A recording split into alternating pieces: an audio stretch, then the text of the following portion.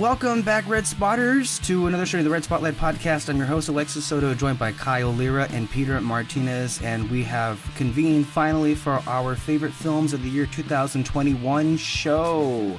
Yes, we are recording this. We're actually recording this on 4/20. This is actually April 20th, 2022. That's why I got my weed. Okay, smoke weed every day. You need to include the like, smoke weed every day. Okay. Well, I mean, that's obviously, it should be. It goes without saying. I prefer the classic stoner album, the next episode by Dr. Dre. Okay. Well, guys, we are finally here after a much better year. Well, a year with much better offerings in 2020, that's for sure, as far as films. A year that saw us go back to the movie theater. And a whole bunch of offerings on streaming. How it's going to work today is, unlike how the usual shows have gone, where one person basically has a whole hour to themselves and they read their honorable mentions and their top 10, how it's going to work like today is, the honorable mentions will actually be saved for the very middle of the show, in between our lists. And the change in format today is going to include hopefully a much more, I would say, structured conversation than it usually would be. How it's going to work is, one of us will start off with their number 10 film. Then either the next person, which either would be me or Peter or Kyle, whoever it would be, would then list off what their number 10 film on their list was. And then the final person of our trio here would reveal their number 10. So we kind of go back and forth, revealing one number of our top 10 lists at a time, from 10 to 9, 8, 7, 6. And at that point, we will go ahead and go back and wrap around to our honorable mentions. And then we will continue on until the end of the show with 5, 4, 3, 2, and 1. That's how we are doing things today. This is our first time doing it with this format, so expect perhaps a hiccup here and there, maybe some confusion, but then again, that's how these shows normally go. Again, we do our very best to get through these shows, but sometimes they can be quite long. That's what she said. Literally, again, and thank you. That's a great segue into the disclaimers. A couple of things. No, that's what she said, jokes. Well, no, not that, but I mean, disclaimers for the audience to expect. Jokes of that variety. Also to expect a lot of light and not so light ribbing at each other's selections for our lists. We get very passionate here on this podcast, and as we have been discussing with each other, some of our selections may not be agreeable with the other person. That's okay. That's fine. We're all different people. We all have different opinions. Of course, unless Peter decides to be in his executioner mode today and does not like some of the lists. But we'll see how things go. It can be that way as well. So things may get heated. It has happened in the past. Things may also be reduced to a state of deliriousness. That also has happened in the past. I actually have it written down here that our longest top 10 show ever was from 2019. That was 3 hours and 30 minutes long. Yeah, let's not do that. Well, I mean, we'll see how that goes, right? So those are our disclaimers, and that's the format. And stop me. Oh, okay. Oh. We'll see how today goes. That's going to be episode number 300. This is Red Spotlight number 388. Before we get into our lists, just a general thing we usually start off these shows with, and again, we would not want to spend too much time on this, so it can be a very quick answer. But when you look at the year 2021, how do you think movies went this past year? Did you like this last year in movies, or what happened? A lot better than 2020, I must add. I felt partially more motivated to see some of these movies than I was in 2020, and a lot more of a robust selection, I might say, because just looking at my top 5 right now, it's a wide variety of different things and different genres. And I think that just speaks volumes of how more broader broader strokes these kind of movies were in this year, especially in the middle of a pandemic. We got this much of a robust selection in the first place is kind of a miracle. So so yeah, I actually like loved, you know, last year's selections a lot better, for sure. Peter, this year was a great year for movies. The Kissing Booth 3, Boss Baby 2, Back in Business. It was just from A to Z, right? Right. I will say, I didn't realize until it was too late, but there is a few films that I really wanted to see that I did not get to see. Mm-hmm. I might just shout them out. Go ahead right now, because everybody has got a few, I would say. Yeah. Go ahead. Mad God. I didn't see it. It is I think, horror, stop motion animation film directed over 30 years by Phil Tippett. If you know Phil Tippett, he was the dinosaur supervisor in Jurassic Park. Oh, nice. He's a stop motion master of the craft. He was one of the all-time greats. I think he did the original Star Wars. I think that was him. You know, the what do you call it? Chess. Oh, we talked chess. about him in the commentary yesterday. Yeah. Because like in the on the chess Wizard's chess scene, the first one, not the second one, the person who animated that was that guy. Yeah, no. He is the guy. So yeah, that's one of the big ones. I think it's literally like a descent into hell, but all stop motion. It was a personal project, passion project of his for like 30 years, and there's a trailer out there. You guys can go watch it. It's fucking insane. And there's a few others, but this year's list, I went very basic bitch with it. Very basic bitch. You mean by your standards? I mean, it couldn't. I think by anybody's standard. When you see the films, I think by anybody's standards.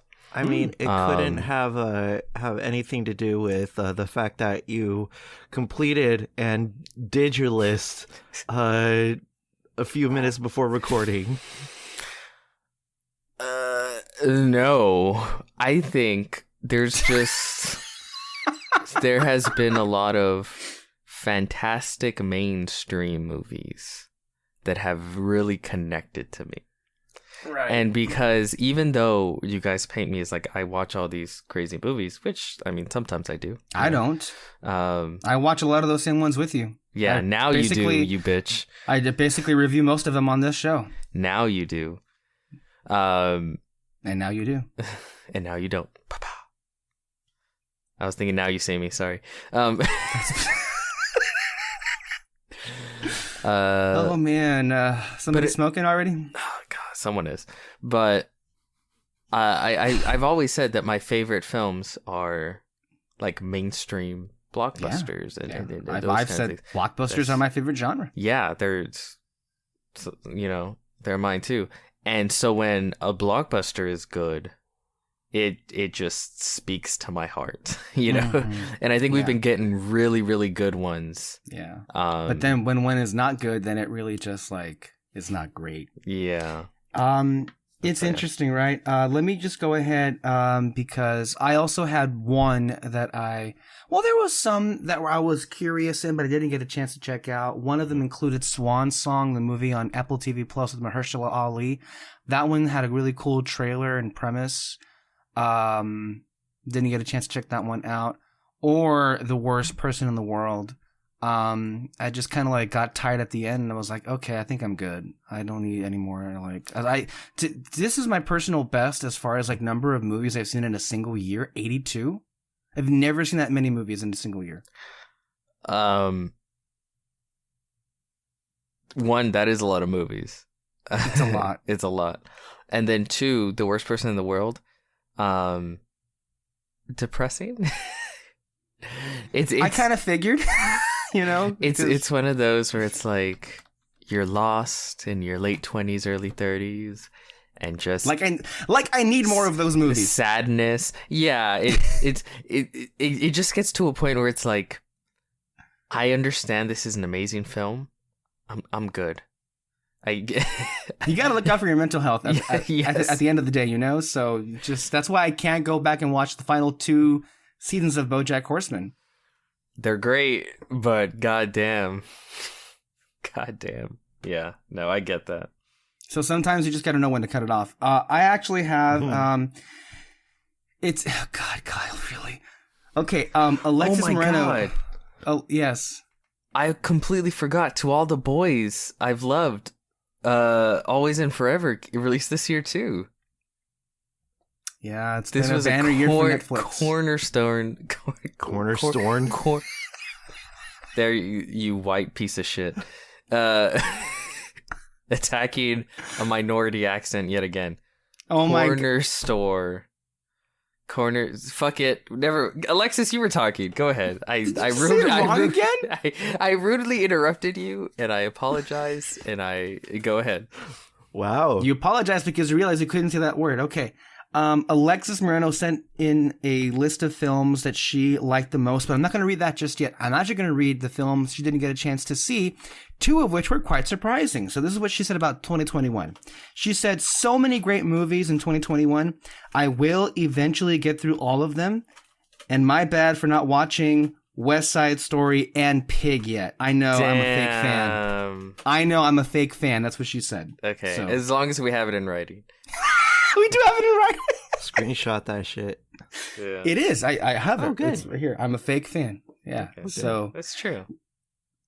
Which is interesting because, and why she said that because like there is no bigger fan of musicals than Alexis Moreno in our group, and there perhaps is no bigger fan of Nick Cage than Alexis Moreno. So the fact that she did not watch these movies. I could see why she went to watch West Side Story, but Pig. Well, she had a bit of a resentment against. She had beef. Yeah, she got beef with West Side Story. She got beef. Yeah.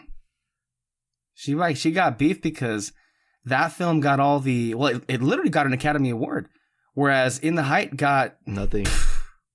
It got left in the dust. And you're left in the dust. So. Yeah, Kyle, were there any films that you were kind of interested in, didn't get a chance to check out? Okay, little spoilers onto my list on both the honorable mentions and the top 10. I could not get into Nightmare Alley for the life of me. I could not get into it. Really? So I was just like, ugh.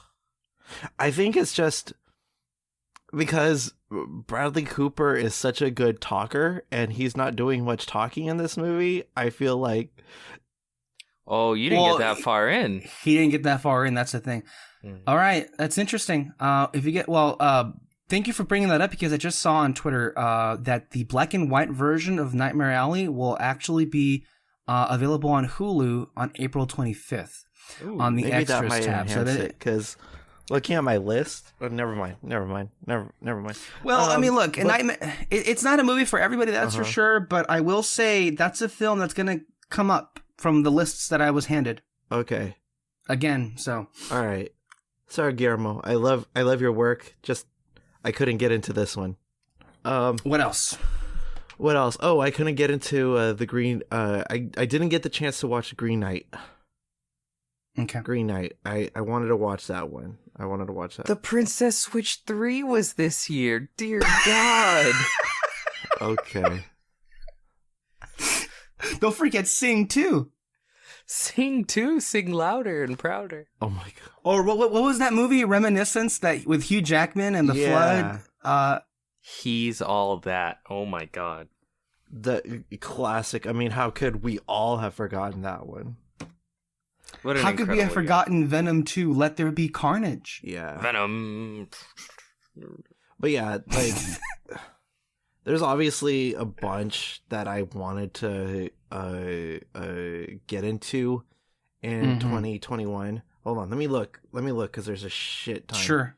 that I didn't get around to seeing. While Kyle is looking at that up, Peter. Oh, okay. Were there Wait, any? I got it. Go ahead. Okay, so Last Night in Soho. Okay, Edgar Wright's film. Yeah. You didn't see it? No. Okay. I wanted to like The Power of the Dog, but I just found it boring. Let me tell you, I didn't find it boring, but neither of us cared for it that much. We have a review. It's Yeah. there. It clearly wasn't gay enough. I agree. I think it needed to be more gay, to be honest.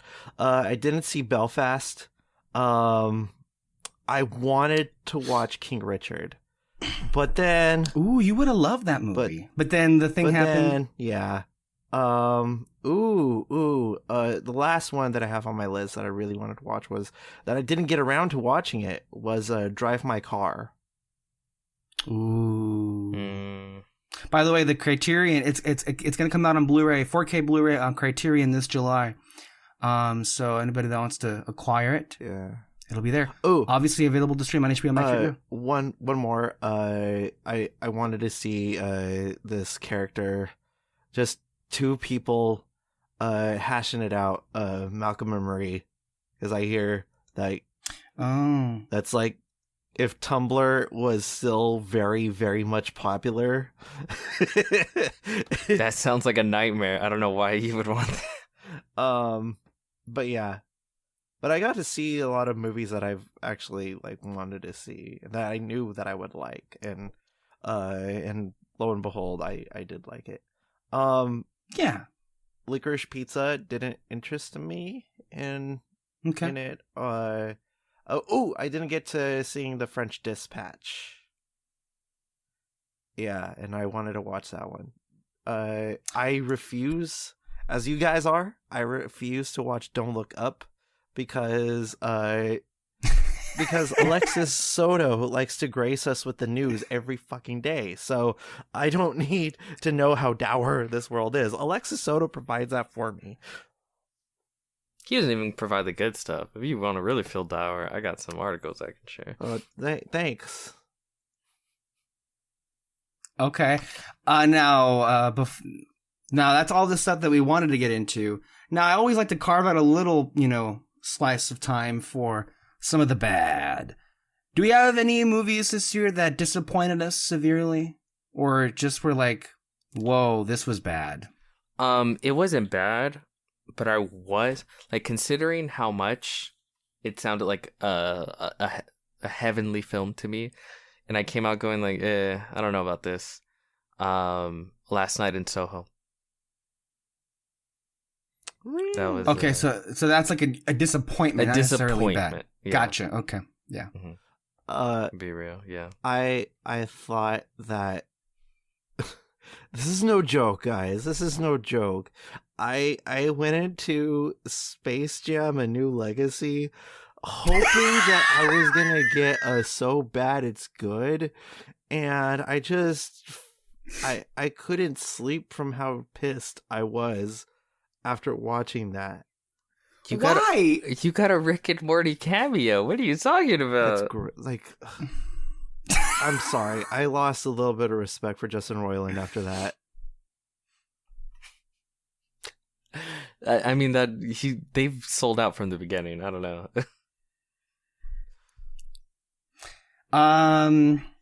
Well, there were. I'd say to me, as far as big disappointments are concerned, probably Black Widow. Oh, because I keep on forgetting that movie exists. Yeah, that's the problem. That's part of the problem. It's Black Widow was a film by Marvel Studios that should have been made a long time ago. I love the character, and I think the film, it's bad enough that it was bland and pointless and kind of boring, but it was even worse how it did nothing with what was supposed to be that character's final hurrah and was used to kind of set up her replacement. Of all the insults, it's just like, and It's honestly, amazing I mean, that Scarlett Johansson though played every single character in that movie. oh, God, is that ever gonna like die away? Like, come on, we're not in 2018. That's It's still funny. it's just stupid. I don't think it's funny. Okay, whatever. Anyway, but you said it. Somebody on fucking Twitter like said, "I love the Scarlett Johansson cameo in Thor: Love and Thunder," and it's just this. They just circled a picture of a tree. Okay. But I think Kyle said it all when I forget that movie exists. That's bad. I was very disappointed in the Muppets Haunted Mansion. Oh yeah, I can't believe like how.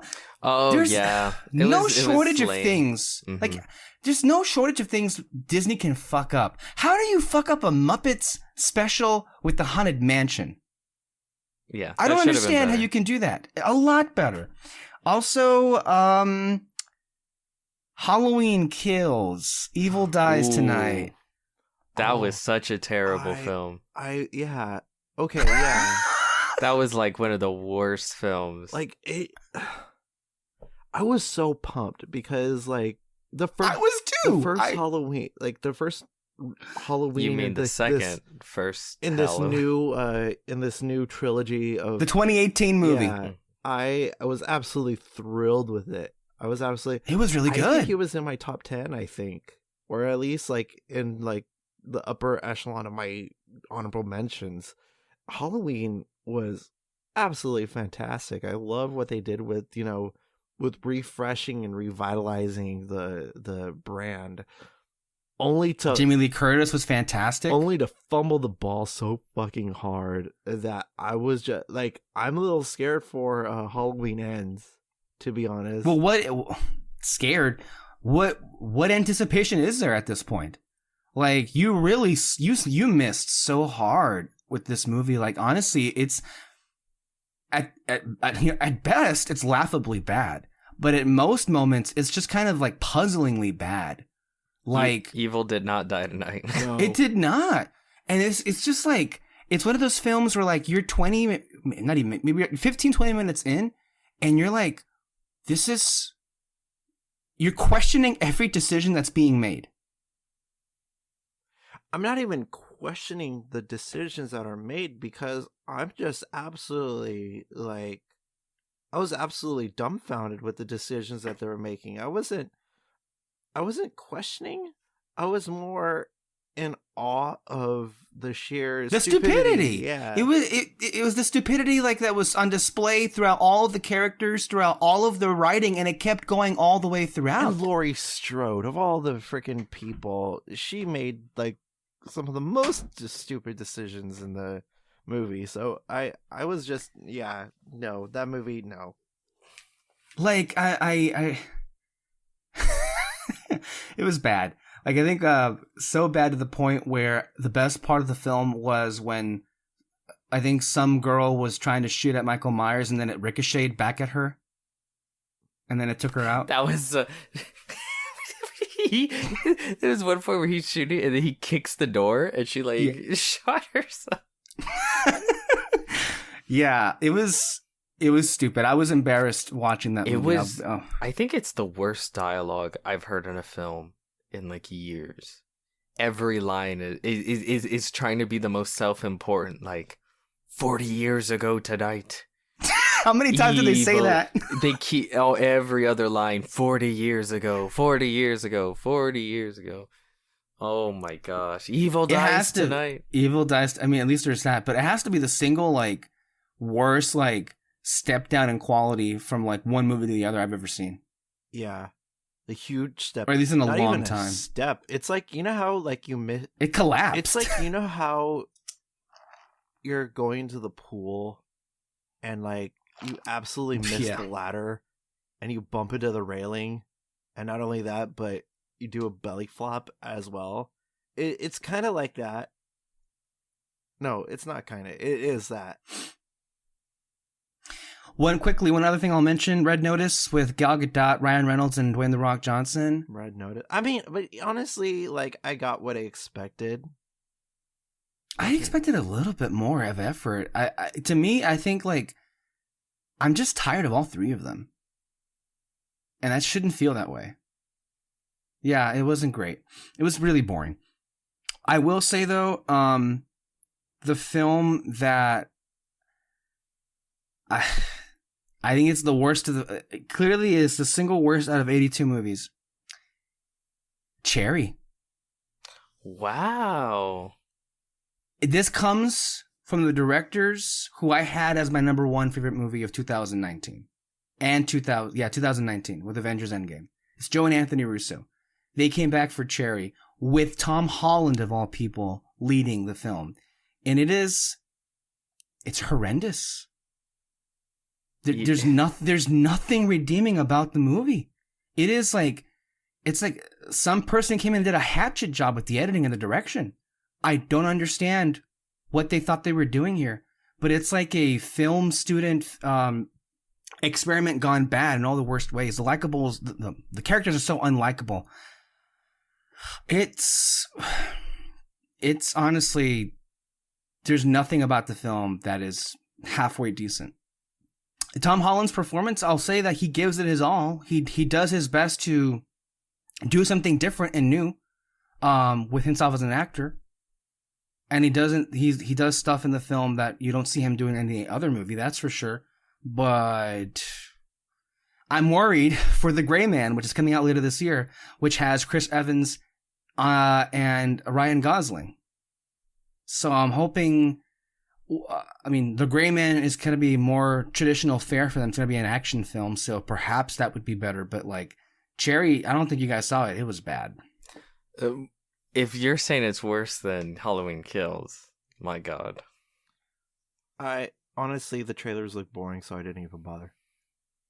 The thing is, with Halloween Kills, I can laugh with Evil Dies Tonight. Yeah, at least made me laugh. There's a lot of funny things about the movie because it's so bad. Mm-hmm. There is some so bad it's good shit in there. Some. Not enough to save the thing, but some. Okay. Well, I think that's where we're going to go ahead and leave it as far as like bad or disappointments of the year. Let's go ahead and get into the top 10 lists, everybody. Here we are. Is there anyone that would like to go? By the way, well, I guess we can rotate. We don't have to necessarily go I'm the first person all the time. But like, does anyone want to go first? We can just go clockwise, right? Okay, should I go first then? Sure. Yeah, sure, yeah. It's okay. Knowing you, it's probably the best, if not one of the best films of the year, and you've put it at the bottom. So here we go. Really? You're gonna do that to me? Well, okay, name it. Let's see. Okay, it's Coda. I'm kidding. No, it's not. I mean, technically, if you listen to the Academy Awards, it is one of the best movies of the year. Oh, I don't, so. No, you probably shouldn't. No, look, this year, I'll be honest with you. This is one of the few years where I have 20 good movies that could justify being on a top 10 list. And when we get to the honorable mentions, I'll wrap around and mention those. But it was a knife fight to get into this last spot between a couple of other really good movies. Some of which I can see ended up being on some person's number one list. Actually two of which ended up being on some people's number one lists. And they were excluded from this list of movies. The film came out at a time where there weren't movies really coming out. Obviously, it wasn't in theaters. It was in streaming. It was one of the first movies to have released last year, and it's one of the last of its kind. Because I think I discussed it with you, Peter. I don't think we came up with a single other movie that came out that year that was like it. That belonged to this genre. Mm-hmm. That was a full-out comedy. You can't get any crazier than Barb and Star Go to Vista Del Mar. Okay. You can't get any crazier than that. And that's the number 10 position that we have here. Because, of course... it's so kooky. It's so wacky. And it's so funny, too. There are some bits, perhaps, where the humor doesn't work with one actor, and I mentioned that in the review. But I went back, and by the way, just to be clear, I just about went back and rewatched all of these movies in the last few weeks or so. In addition to watching new ones, but I wanted to rewatch the films to make sure they were, still fresh in my mind and still as high as I would have, that I have them ranked anyway. Okay. And yeah, like to me, it's just like a film that almost shouldn't even exist. It's just like it goes for shit. And the thing is, it's not. Yes, Kyle. It's definitely an have you ever It's a taken mood? Quaaludes? No, I have not. They don't really exist much anymore, do they? It's the cinematic equivalent of taking Quaaludes, and like I could, like, honestly, I was like, this is gonna be one of the tops on Alexis's list, and lo and behold, here we are. It is, and good for this movie. Good for this movie. That it's on your list. I mean, Jamie Dornan having a music number. Jamie Dornan is a revelation in this film for various reasons. First of all, kind of like how Chris Hemsworth proved himself in the Ghostbusters movie, did not know he could be that good with comedy. Yeah. He over-delivered in that regard, and he also sings, which is another added bonus. So, yeah, if anything, like this really kind of like changed my mind completely on Jamie Dornan. Not that I thought bad of him before, I just didn't think much of him before. Now with this and like other movies, like, okay, wow, this guy has got some range on him, that's for sure. And it also helps that, of course, the screenplay comes from the two stars. I think it was Annie Mumolo and Kristen Wiig themselves wrote the screenplay.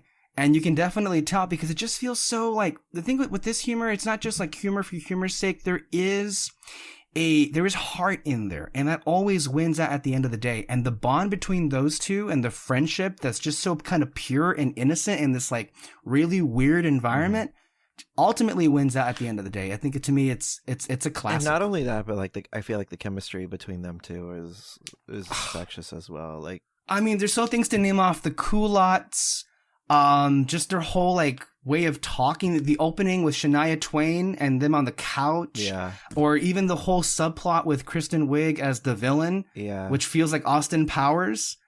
There's so much. Oh, Morgan Freeman crab, Trish, the Andy Reba Mermaid at the end of the movie, out of fucking nowhere, right? Tony Bahama.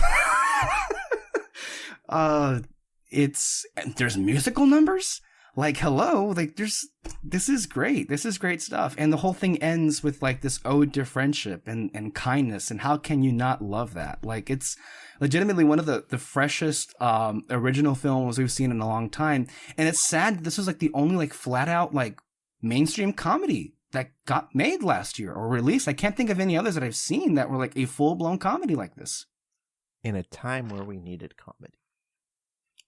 Yeah, look, in a serious Oscars, this would have been considered for Best Original Screenplay and Best Original Song.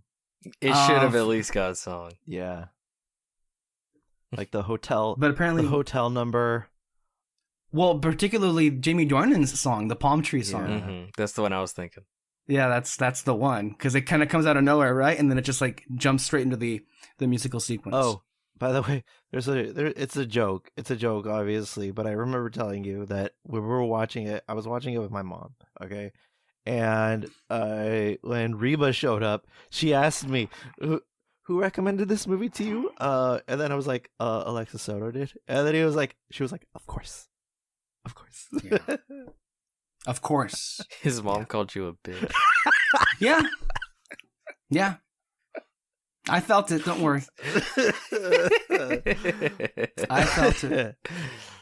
Yeah. And, all right. But no, to me, it's the kind of film that I don't think I would have thought much about even just like 5 years ago. So I think one of the themes that you'll see with the list that I have here is that definitely there has been an evolution on my part in terms of the films that I put more stock in than I previously did. So my list has no theme. Your list theme is Guile. Thanks. Yeah. Any thoughts on Barb and Star, Peter, or you have more thoughts later on? I thought it would be higher. So maybe I miscalculated in that. One of the things I should have added as a disclaimer is that Peter loves to twist the knife, and so he will say things like I don't that. think they need all these disclaimers, okay? Well, but no, I really enjoyed Barb and Star. The humor's right up my alley. Yeah, no, it's. I wanted to include it in mine, but it didn't win out, unfortunately. In the top 10. Is it in your honorable mentions? Oh, for sure, Okay. yeah. If I even somewhat like the film, I'll throw it on honorable mentions. yeah. So that's my number 10, guys. Barb and Star go to Vista Del Mar. Who wants to go next? Peter, go next. Oh, you know what? Okay, I was fine. I'll go next. Because I never go last. I'm always the first one. So I want to be last. Okay. No, you can be last this time. Again, the order can change. Mhm. It's fine. Like I said, I got a little bit of a weird list, but this film being included, I don't think is weird. Well, actually, no. It's not a weird list. It's weird in how normal it is. I don't know. Whatever. The point You're is, normie this year? very normie. Interesting. Okay. My number 10 is The Last Duel. Oh, okay. Yeah. Interesting. I ended Okay. up really, really liking The Last Duel. You know, when you first saw the trailers and shit, and I was like, I'm sure it's fine. I'm sure it's a okay movie. And the Mhm. reviews came out, and people were like, oh shit, it's good. It's his cinema. I was like, okay, maybe I'll check it out. We had like a week to check it out in theaters, and then that shit Disappeared. fucking gone, right? No, Like, seriously, Kyle, I was talking with Peter that week that it was out, Mhm. mhm. and we barely missed it. Like, Yeah. We We're like, oh, we can't do this next. It was like, oh, we'll go next week. Gone. Fucking gone. So we had that to happened wait. a lot last year. Yeah, right. We had to wait for Hulu, and then No, HBO Max, I think. HBO. Oh yeah, I think it was HBO Max. And I feel like we were watching it like at the same time, or I was watching it at the same time as like Moreno or something. No, we all were. Yeah. But I just threw it on like, okay, yeah, let's see it. And by the end of it, I really enjoyed it. I thought it was a very interesting story, really interestingly told. I really liked the performances. The duel was top fucking notch. It really, really was. It felt like a classic film. Yeah. If West Side Story is classic Spielberg, then The Last Duel is classic Ridley Scott. Yeah. Yeah. So yeah, at the end of the day, I really, really dug it. So Yeah, it's such a great movie, and it's also one of those that would have made so much money like 20 years ago. yeah, for sure. It would have been a blockbuster. Yeah. Nobody cared to see this in theaters. When it came on streaming, everybody was raving about it. Yeah, it's like that for these films now, and it sucks. But so yeah, it made the top 10. It beat out Barb and Star. Performances are great all around. Again, I would have made an argument for Ben Affleck.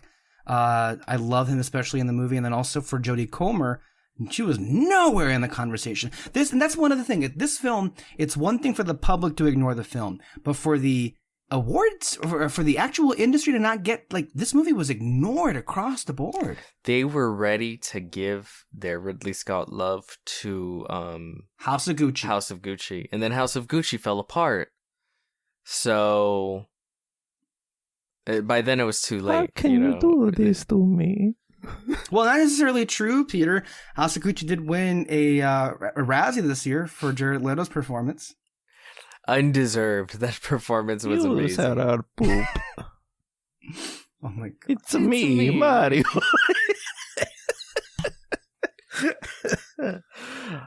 You can catch him in Morbius this week. God, no! Is it still Please playing? don't. No, don't do that. And to the Sony verse. Yeah. Kill it if you have to. No, yeah, you're right. Kyle, did you see The Last Duel? Yes, I did.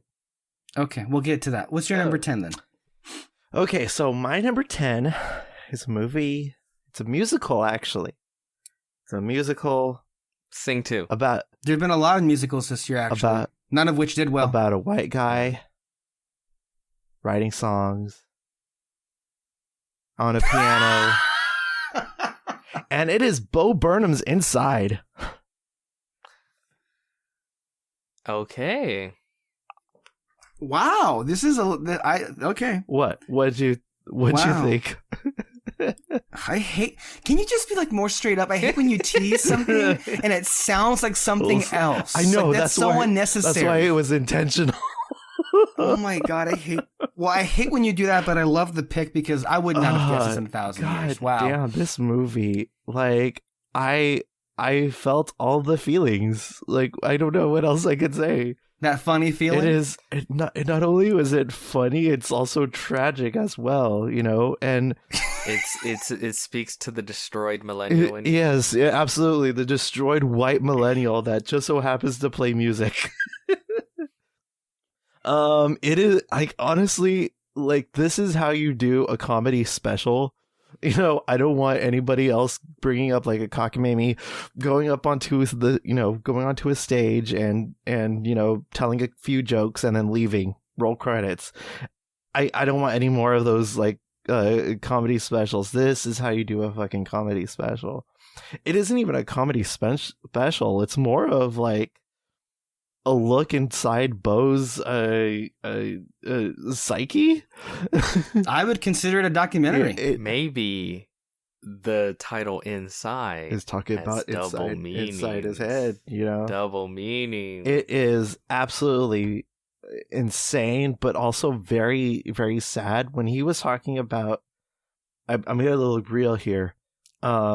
But when he was talking about the whole like in the suicide monologue, I felt that shit. Man. He's like saying nobody who wants to commit suicide wants to commit suicide. You know, it's like it's if I could just kill myself and come back a year later, like resurrected, like I would absolutely like commit suicide like right now. But the fact that it's forever, it's kind of a deal breaker for me, you know. And like that's one of the contemplations I've had, you know. It's such a real thing, and like the fact that he's had panic attacks live on stage in the midst of everything else, I think is absolutely gut-wrenching as well. So I felt that. And not only that, but Jeffrey Bezos. Oh man, I gotta say the one that has Jeffrey. stuck, the one that has stuck with me though, and Peter actually brought this one up. White woman's Instagram. White woman's Instagram. I couldn't stop laughing. That was a great number. It was a great song though, and Yeah. it's like a lot of these you think like, hey, Academy, this qualifies for best original song, don't you Yeah. think? Like so many options in my here. personal favorite number was "Welcome to the Internet." That one was. Welcome to the that was- internet. Yeah, Like that was a bit much for me. I loved how like over the top and extra that number was. Like It got too dark for me. I was like, no, thank you. But no, it was good. It was good. I liked talking about like the speaking fucking of dark, black market. That's on the internet. It's great. But yeah, that's how the world works. yeah, That's how the world works. yeah. Hey, and then also like on my top 10, I mean, there's a sock puppet sequence in. Jesus. So I absolutely love Bo Burnham's Inside. Like I felt like this is definitely like the late stage millennial film that I feel like all of us collectively feel. And honestly, like I couldn't have asked a better movie. I was actually thoroughly surprised on how much I knew I was gonna like it in some degree, but not to this degree, you know. And so yeah, Bo Burnham's Inside. As I really enjoyed it. It was funny. It was tragic. It's a must see. It's too relatable. It is. Yeah, and it's like, as a white guy on the internet, isn't it my responsibility to shut the fuck up? And he's like, no. As a typical white guy should. Or would. Sorry. But yeah, that's my number 10. Wow, guys, great choices. All very different movies. And talk about different. Here I got David's number 10, and it is the Time Warp documentary. It's not something I heard of, but I'll read you a description provided, of course, by our sponsor, Letterboxd. Thank you, Letterboxd. And so, Time Warp. From the Rocky Horror Picture Show to the Big Lebowski and everything in between, this fascinating deep dive documentary begins its celebration of the greatest cult movies of all time, discussing the birth of the Midnight Movie. Interesting. So that's your number 9? That's David's number 10. Oh, that's David's number 10. Yes. Okay. Yes. It's a documentary? So, yeah. Okay. Technically speaking, it's 3, but he put it in 1. It's a 3-part. There's 3 parts to this documentary, but he included it as 1. So David. I don't know about that. Well, because then it also goes into part 2, which is the greatest cult horror and science fiction films of all time. And then part 3, which was comedies and campy classics. So this definitely sounds like something I'd watch. That's for sure. So yeah, it sounds interesting. I'd definitely check it out. Those are our number 10s. How are we looking so far, guys? Any surprises? Not major. Okay. Not. All right. Who wants to go first for round 9? You go first. Didn't Alexis already go first? Mm-hmm. Didn't I already go first? Yeah. So it's like, where were we? I talk first. Who's to the left? Who's to the left? That's all right. Malignant.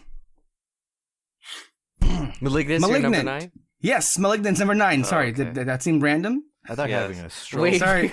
wait, hold on. I think I just barely noticed. You're putting the movie's posters behind you on your TV. Right. Every time you reveal a new one.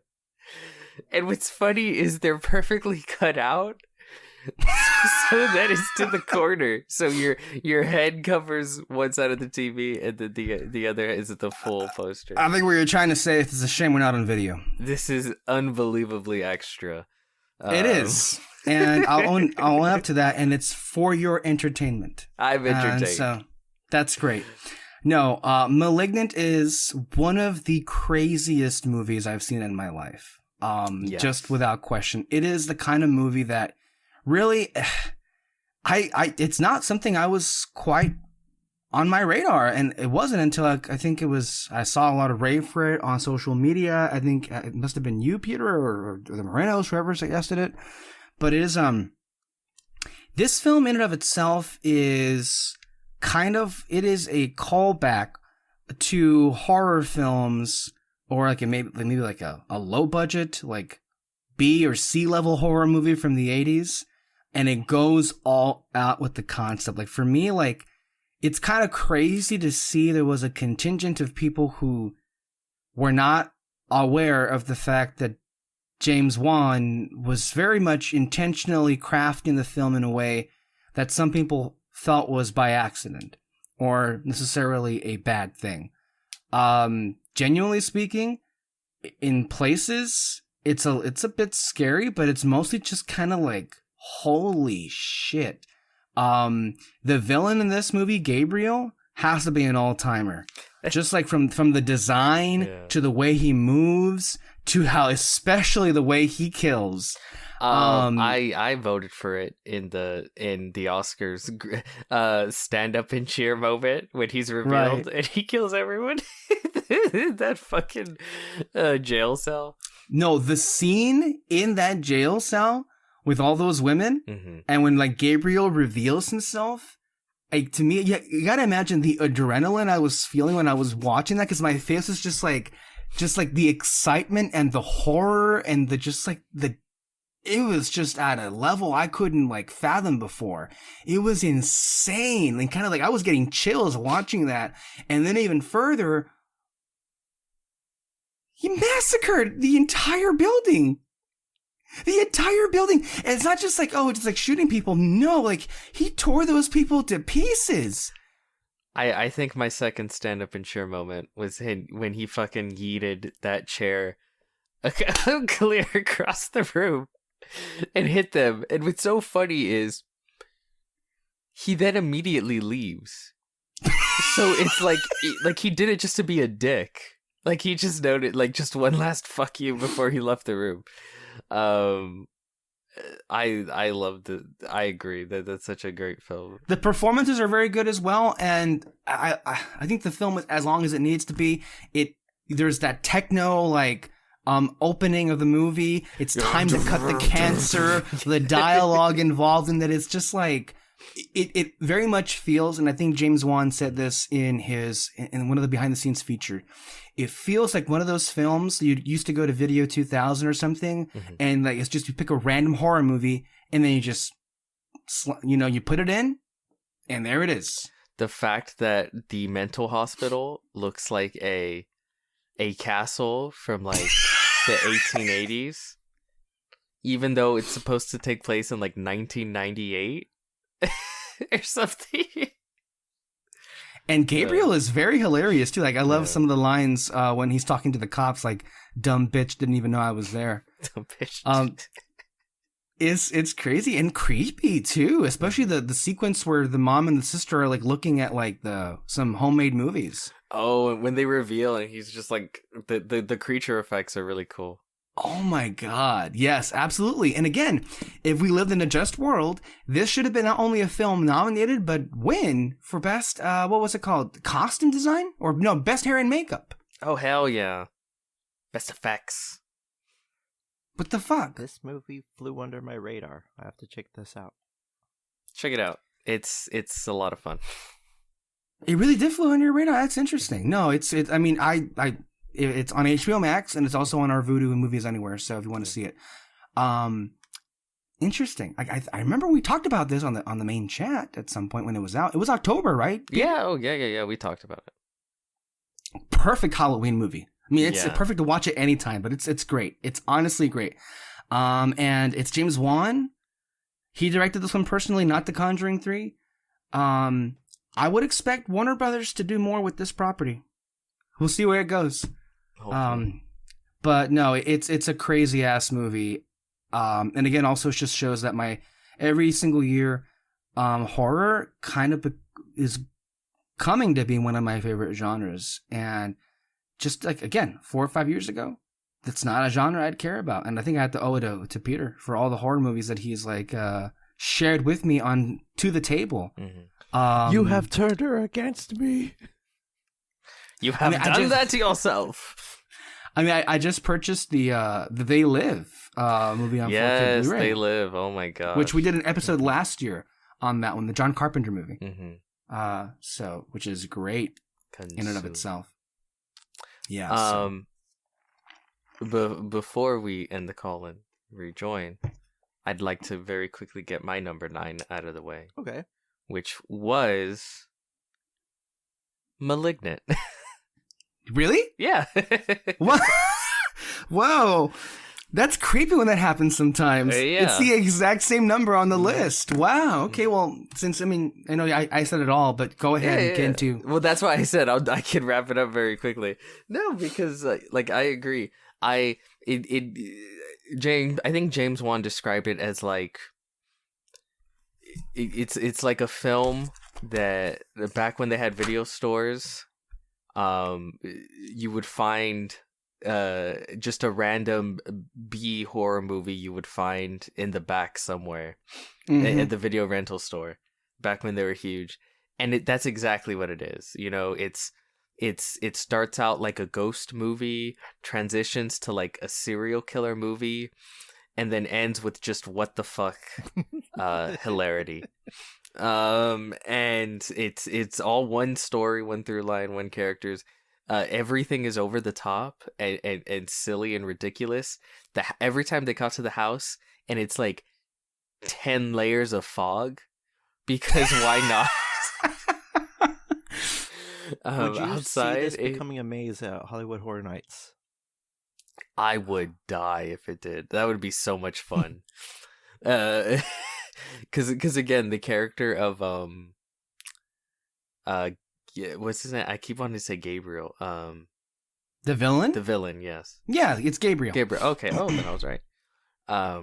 So it's like one of my favorite horror icons now, because it's so Gabriel is an icon. Yeah. Is that the look, the move? It's just like it's instant, and I think there is a lot of credence to already see that this has become, or has quickly already become, a cult classic, because look in the home video release. Earlier this year, Warner Brothers announced, by the way, a film that's been on Blu-ray for months already. They announced that they were going to be doing a reissue on 4K. It's first time on 4K. Oh wow! So that means it's sold pretty good if they're willing to do a 4K release. Yeah. That's cool. That's great. Maybe I'll wait for that 4K release.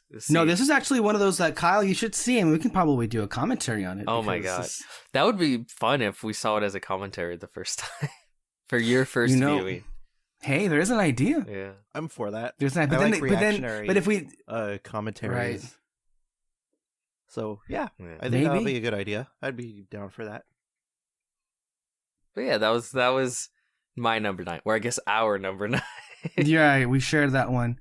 It's funny how that happens sometimes. It's how it is. All right, next. Well, Peter, we would have had a movie line up perfectly if it just been switched around. For my number 9, honestly, I love, Ridley Scott and Adam Driver need to do more movies together, actually. And You said you didn't watch it. What? The Last Duel. I saw it. Oh, I thought you said you didn't watch it. He said that he'll talk about it later. Oh, okay. Oh, okay. So we're pretty close there then. Okay. The Last Duel, I mean, what else am I gonna say? I hate to sound like those pretentious fucks, but here I go. They truly don't make them like they used to. You're not pretentious, you're an old man. Like I used to. Like back in my day. Like, this is just textbook Ridley Scott. Like, everything I love about Ridley Scott is in this fucking movie. And not only that, but I was like thoroughly surprised. I thought that we were gonna just like tackle this story and then get to the duel, roll credits. I thought that's the kind of movie that we were gunning for. But actually, there's 3 perspectives of the movie that I was completely caught off guard on, and every single perspective was really interesting and well done, well crafted, and I felt like the 3 perspectives of the movie were actually great. Also, Jodie. Like, oh my. Right? Honestly, like, how was she not considered for Best Actress? Yeah, and not only that, but I would honestly, because like her trajectory right now is the same route as Daniel Craig was back in the day. So I would say that if we are cast her as Bond, if we are to do a female James Bond, I want, oh god, that was a joke. No, I'm seriously considering it. I want her as the next James Bond, if that be the case, So, I like this movie is actually like Adam Driver is fantastic, despicable but fantastic. Matt Damon, I feel sympathetic for his like fragile masculinity in this movie. Ben Affleck is just Ben Afflecking it up, and like honestly, this movie could be easily renamed as a Goodwill Dueling. Get him out. So I think, yeah, this is an absolutely fantastic. I love the shots that they go with the movie. That poignant thing that the mom said. By the way, the mom was an absolute bitch, but Society made her a bitch. But yeah, but she was like, but I was R word, you know, and like that whole bit that she has with Jodie, I think is absolutely yeah. Also because Matt Damon and Ben Affleck have been under the graces of Harvey Weinstein, I wonder if this movie was a way of of repaying their sins a little bit. Well, I mean, you said it there, right? Like, think about this. And this is another aspect that just goes ignored. This is the ultimate Me Too movement. Yeah.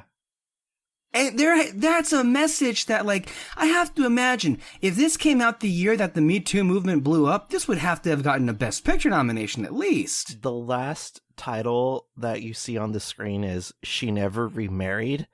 I pulled a Lucille Bluth and basically said good for her.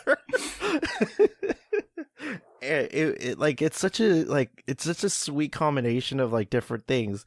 It's funny at times. It's horribly disturbing to watch at, you know, in one particular scene. That duel. Can we talk about how that duel looked like? Wow. That to me, like, that stands up to some of the best stuff Gladiator and Braveheart did. Like, it's a film that's definitely up in that alley. Yeah, and equally brutal too. Like, wow. Yeah. And like the dynamic of the tension that you have between Adam Driver and Matt Damon, I think is great in the movie as well too. So The Last Duel, I think, is absolutely a great film. And I felt like I was like, now that's how you're Ridley Scott. Watching the movie, it's amazing how we got like all these people coming in. Like, we have a Coen brother movie, we have a Spielberg movie coming in, Denis Villeneuve, you know, Ridley Scott, you know, James Gunn, and all these like big time director coming in and like just basically showing the size of their directing dick. You know, and it's absolutely fantastic to see. But yeah, The Last Duel, my number 9. Oh my god. Oh, this is so creepy. Oh my god. Why is The Last Duel David's number 9 as well? No. Oh, it's Malignant. Is it? It's Malignant. I'm looking at it right here. Like, David's number 9 is Malignant. Peter, and David all had Malignant exactly at number 9. You Kyle, can't make this stuff up. if you had watched Malignant, it would have been your number 9. Oh my god. Wow. And you would have moved down the what's it called? The Last Duel, and we would be 2 for 2 right now, Kyle. That's crazy. Yeah. Man, that's great. No, but yeah, Last Duel, it's a great fucking movie. It really is. Also costuming. Costume is fantastic in that movie too. Yeah. Yeah. I'll bring up Last Duel later on. Okay. But it may or may not be on this list. Because we have honorable mentions coming up as well. So. I got it. Okay, well, I had to be clear about that because Kyle thought it was the other thing. Mm-hmm. All right. So, should I go ahead and go first again, or does anyone just go? Okay. Okay. Oh, did you want to? No. I like your dramatic reveals. Here we go. My dramatic reveals? Of the screen behind you. Well, there won't be much of it. This next one, though, is surprising. It's surprising and this is actually one of those movies I was talking about, like, Sing 2. How did you know? I'm kidding. No, it's not Sing 2. This What's is a with movie you and Sing 2, by the way? Is that your number 1? No, it's because we talked about it on a podcast we did because Alexis saw it and he was raving about it, and I liked the movie. And I like popped a vein. So he almost rage quit the podcast. Yeah, that's what happened. So still never find what I'm looking for. That trailer, man. That trailer for that movie. It ruined the only good U2 song for me. Really? That's the only good one? That's the only one you like? That's the only one I like. I'm not a particularly ethical person, but I am fair. Some of these trailers will just stick around more than the movies. Like that House of Gucci one. Anyway, so we're at number 8, right? Mm-hmm. Okay, my number 8 is a film that is not something I was particularly looking forward to. It's not a film that I expected to like in the least. Well, maybe not. Maybe that's a bit harsh. It's not something I expected to love, and I kind of do. So I went back and watched it again, and it comes from a series that I have been very much like whatever about. It really is. Fantastic Beasts. Yes, it's Fantastic That's Beasts. a this year movie. Oh, that's right. Never mind. Dan, I gotta change something. No, but it's not that. It's a movie that really reminded me of just old-fashioned movie making, and I just couldn't believe how much I enjoyed it. This probably is the most I've liked. Clearly the most. What are you doing with your hair, Peter? I don't know. He's in his emo phase again. This is the most I've enjoyed a film from this particular franchise. So, without further ado, this is. You went the wrong way. The screen. It went the wrong way. Guys, it's. What can I say? Like, it's No Time to Die. Oh no! And I knew this would probably disgust one of you, and then also please the other person. I am pleased and disgusted that it's not higher. Oh, come on, man. That's why you don't give him an inch. But the fact is that it's on your top 10, and I'm like, wow, you liked it that much. It's one of the best movies of the year. It definitely is. The craft on display is honestly bar none. It's great. Bar none. And I think take it off the list for that. Come on. Okay, I'm gonna take it off. I'll replace it with Fantastic Beasts if it didn't come out last year. So no. Daniel Craig is amazing in this role, and I think this is the best he's been in the role. I got to be honest with you, and I love the supporting players as well. Leah Seydoux, Lashana Lynch, Ana de Armas, like holy shit! All the players here, Ray Fiennes, Ben Whishaw, Naomi Harris. Hell, I didn't even mind Rami Malek all that much the second time around, or third time around, I will say. The production design is spectacular. The visuals are beautiful. This is like the perfect, balance between visual effects and practical effects here. It's like the score, by the way, is great. The sound design, and it's a perfect send-off. Honestly, it really is to this era of James Bond. Like, it really makes me want to go back and watch all those films again. But I think this is a hell of a finale. The Daniel Craig Bond films. I'm referring to. You know where to find them. Yeah, I know. You've made sure that we have access to those films around the clock. Thank you for that, Kyle. Yeah, we know guys, that. I made sure that I had access to those movies around the clock. Billie Eilish's song, by the way, I'm so happy. By the way, she gave the best performance that night at the Oscars, and she deserved to win Best Original Song of the ones that were nominated. That was, I think, that's my favorite Bond song. But Skyfall is there too. I can't. But it's a great one because I love how it's incorporated. Live and Let Die is a great song. The Bond films, the Bond Craig movies. Okay, I'm not talking about all the other ones. It's like, honestly, like, yeah. I'll talk about it later. I bet you will. I am sure you will. But it's like that song, No Time to Die. I love that it was incorporated in the actual score itself. Hans Zimmer, I think, might have delivered easily the best score rendition out of all of the Bond Craig movies. What he does with the Bond theme. Just like when, he uses it in the beginning. No, not only that, but like at the beginning of the when they're through Matera, I love the fact that it's subtle, but dun dun dun dun dun dun dun dun dun dun dun dun. God damn. Also, it's great on vinyl. Thank you, Alexis. Oh yeah, I got him the vinyl for Christmas for No Time to Die. I'm sure you loved it and everything. No, and it's a film like it's probably longer than it needs to be, but I'm happy with every minute of it. It's a great watch. It really is, and it's so much fun. So, I clearly don't like it as much as either of you two. Or maybe I like it more. But the biggest issue for me with that film was just too long. The length? Too long. Bond movies should be 2 hours. Because I liked the beginning, I liked the intro, and I liked when he was with what's her name? Ana de Armas.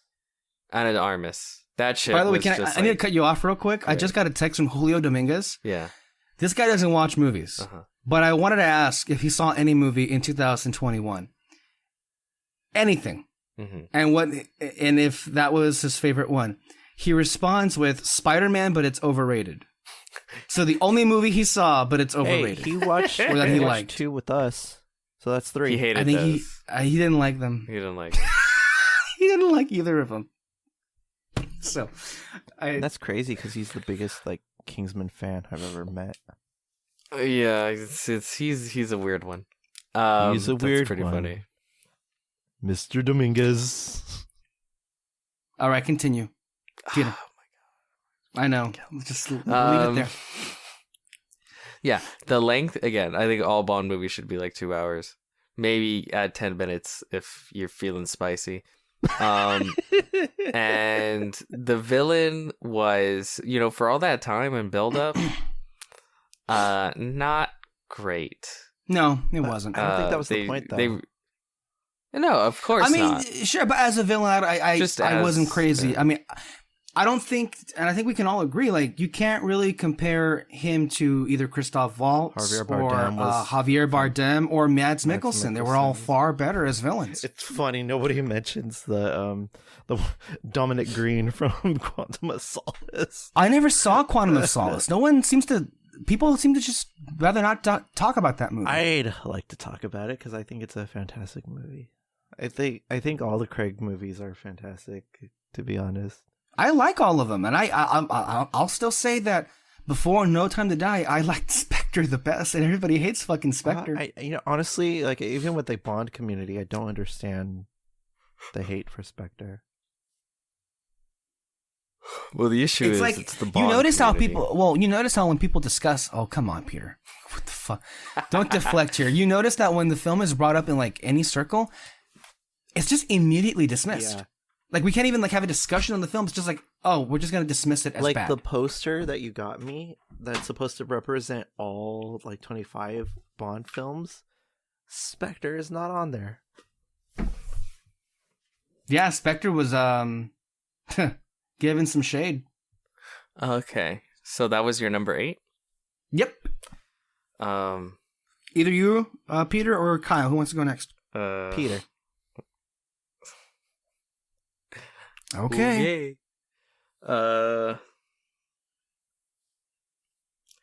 This is a film that has already been mentioned. In a world where the film has already been mentioned. Yes. I'm not good at suspense. It's Bo Burnham's Inside. Wow. Yeah. Okay. Oh, yeah.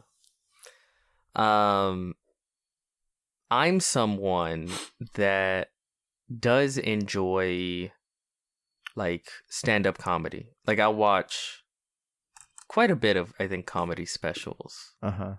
And stuff like that and stuff like that. This is I don't even know if you can call it a comedy special. It's a very unique experience, I think. Well, for one, it's not jokes. It's music. Yeah. It's like a weird music video concert with a lot of humor and existential dread. Yeah. I what I love about it is I really think it's a movie of the moment. I think it's an inside look. Yes. At yes, this one particular man, but also just a generation, or even just a people at the time. I think it could almost work like as a historical view into what life was like in this moment, what people were feeling in this moment, what fears and anxieties and hopes did people have in this moment. And it's all conveyed through silly, stupid songs that are actually really good. Yeah. And you know, we've talked about the music, but yeah, I found it to be incredibly moving in a lot of in a lot of points. Yeah, it was for me watching it, like, it was an experience. And even to this day, I still listen to some of the music. You brought up that I brought up, which I will bring up now. White Woman's Instagram. And what I love so much about that song is just the structure. The way it starts as sort of, one, it's a great song, but as sort of humorous jabbing at white women. Yeah. You know, but then yeah. Well, obviously, but it's the silliness of white women. Like, it's amazing the shots that they were able to, like, he was able to make with, like, the most stereotypical of stereotypical Instagram posts. And, like, it's such a great, like, parody on almost borderline satire, I feel, on the whole social media, like, the hollowness of what people say on social media, you know. Well, if you let me finish my point. That's the way, I agree, that's the way the song starts. Uh-huh. And that in of itself is, you know, interesting and good. But then halfway through the song, there's this sort of radical empathy extended towards these people he's making fun of. Because he starts to talk about how, you know, he talks about, like, oh, pictures of a goat cheese salad and stuff like that. But then he talks about pictures of, here's a picture of my mom who passed away 10 years ago, and I miss you and I love you and da da da da da. And it's this first hit of, like, oh, this person I've been laughing at is a human. But then it immediately jumps back into making fun of her. Yeah. And but then at the same time, it also it makes some fun of him, and then does a couple steps back where it's like, oh, picture of her holding hands with the man that she loves, with a ring in her finger, and she's happy.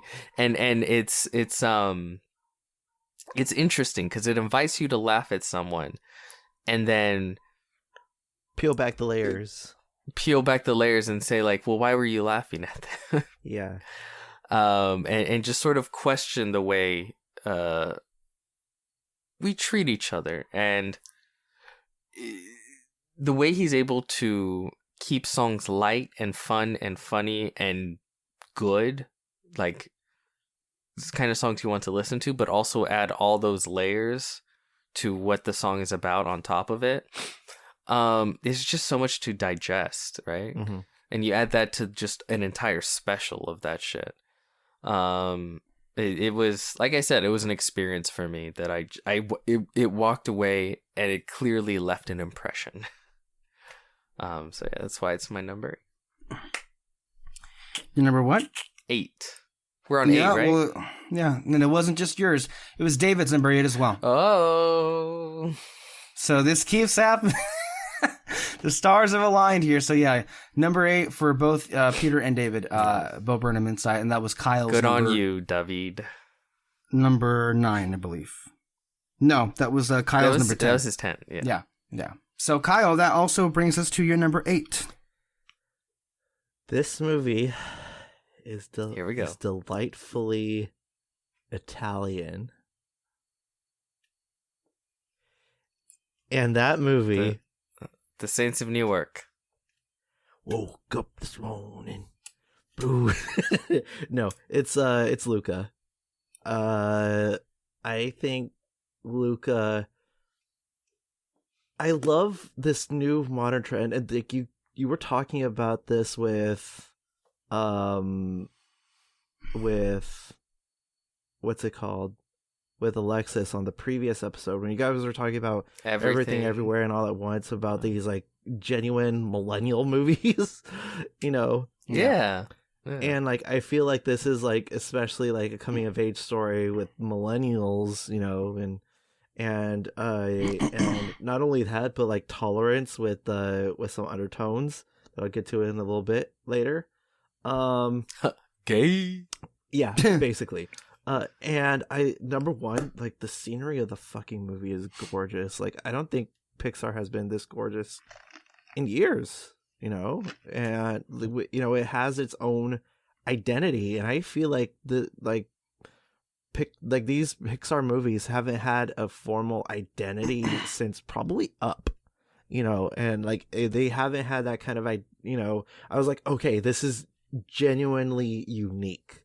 Like if somebody were to point at this movie, I'd be like, that's definitely Luca, you know, versus like if you were to look at like, for example, a frame of maybe Toy Story 4 or maybe The Incredibles or Toy Story 3 or The Incredibles, and I'd be like, those are, you know, that's kind of the same. I could kind of tell, but like this is so uniquely the art, you know, and that art book that you have, Alexis, like you would sporadically show like art pieces of the movie, and god dang it, that's absolutely it's a breathtaking movie to, you know, be sure, but also like the immaturity of these children while trying to figure it all out is, I think, the highlight of this movie as well.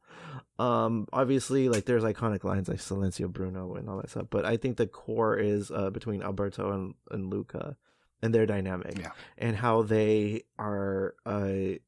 It's clearly two people who have never had friends before, and their relationship blossoms into something grander, and the acceptance of one another slowly, you know, and it's like deep rooted homophobia, maybe, that's like instilled in a lot of millennials, that I feel like even us millennials are still trying to learn. And I feel that is an absolutely great thing. Also pesto pasta, yes please. Yeah, I absolutely love Luca. It's a great film. At the end shot of the movie, I couldn't stop crying because of how breathtakingly beautiful it was. And yeah, also the dad, I don't know I forgot what her is called. Julia's dad. Julia's dad. I feel like why are dads drawn that way? You know, such a huge like emotional crux. You know, and the best character was the cat, of course. Machiavelli. The cat's name is Machiavelli, and some of the funniest scenes in the film was when the cat was going ape shit on Luca and Alberto. Yeah, so Alberto. So yeah, I think Luca is a great film. I absolutely love it. Alberto Scorfano, just to be clear. Honestly, it's a crime that it didn't win best picture at the Oscars, but here we are. I'd say it's a crime. It's just not talked about all that much. More so. I mean, this is the film that was the most streamed movie of the year 2021. That's kind of a big deal according to Nielsen. And yet, like, I guess nobody could be bothered to remember this film existed when you have, like, other films like Encanto and Mitchell's, like, sucking up all the oxygen. Yeah.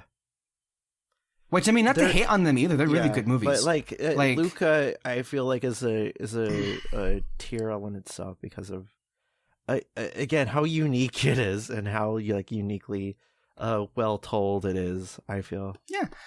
Like, unique aspects. And I love that it's not at all like a story point. It's just as a matter of fact, but that Julia's dad was born disabled. Yeah, I mean, there's just like a lot of like, I don't know.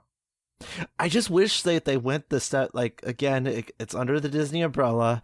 I understand, but I feel like Disney needs to grow a pair. I feel. And what, like, be meaner? No, This movie could have been it's a minor complaint I have about the movie, but like if it's the only complaint I have about the movie, I mean, so be it. I mean, it's in your top 10, so it's like, I mean, at this point, it could have been a lot gayer. Oh, you wanted more gay? I wanted to be more overt with its homo messaging, you know. But I mean, I think they're pretty overt already. Look at they're tearing down Disney World in Florida as we speak. yeah. Or they will at some point with all of it. Goodbye, Reedy Creek. Okay. We hardly knew ye. There's more to say, obviously, with Luca, but we'll talk about it later, Peter. Or do you have? We'll wait and see. I really like Luca. Yeah, I think it's a great film. Mm-hmm. It's a really warm and fuzzy film. It's really cute. It's adorable. It's adorable, the movie. And I think it does a great job of capturing that child wonder of summer vacation, of making friends, of just looking at the world as not a crapshoot, but as a beautiful place full of things to discover. Mm-hmm. As Yoda said, what the fuck did that little freak say? Fascinating. The mind of a child. Yeah. Something like that. Fascinating. The mind of a child is from the Attack of the Clones. Yeah. Or wonderful. The mind of a child. Yeah. Yeah. That's how I feel about Luca. Okay. So we're at number 7 now? Yes. Okay. Ready your dramatic reveal. Number 7. It's getting serious now. I want to. This is going to give it away immediately with Peter, but I think my number 7 film is like the longest movie of the year. Wow. It's the longest movie, but it didn't feel that way at all. I got to tell you, this film, and I know one of you said you didn't get a chance to check it out, but it features some of the most mesmerizing stuff you've seen put to film, in the sense that you've got a chance to see, like, basically a scene with two characters and having a very prolonged, like, uninterrupted conversation that is some of the most, I would say, like, human stuff that a lot of other films can't even come close to or touch, and really revealing. It's kind of when you think about the film and you read the description, it's not necessarily, well, it's a little bit deceiving because it's not a sad time. The film is about ultimately, trying to get over grief and trying to reconnect with life. Trying to, of course, remember the ones that you've lost, but then also keep going with life and keep pushing. And it sounds like for a 3-hour film, it would be kind of like, I don't know, sad or depressing or melodramatic. And it really isn't those things. It's just a fascinating view, honestly. And it is a film that, quite frankly, I felt strongly should have gotten nominations for Best Actor. Best Actor. It did get nominations for Best Director and Best Picture. Probably should have won Best Picture, I'm being honest with you.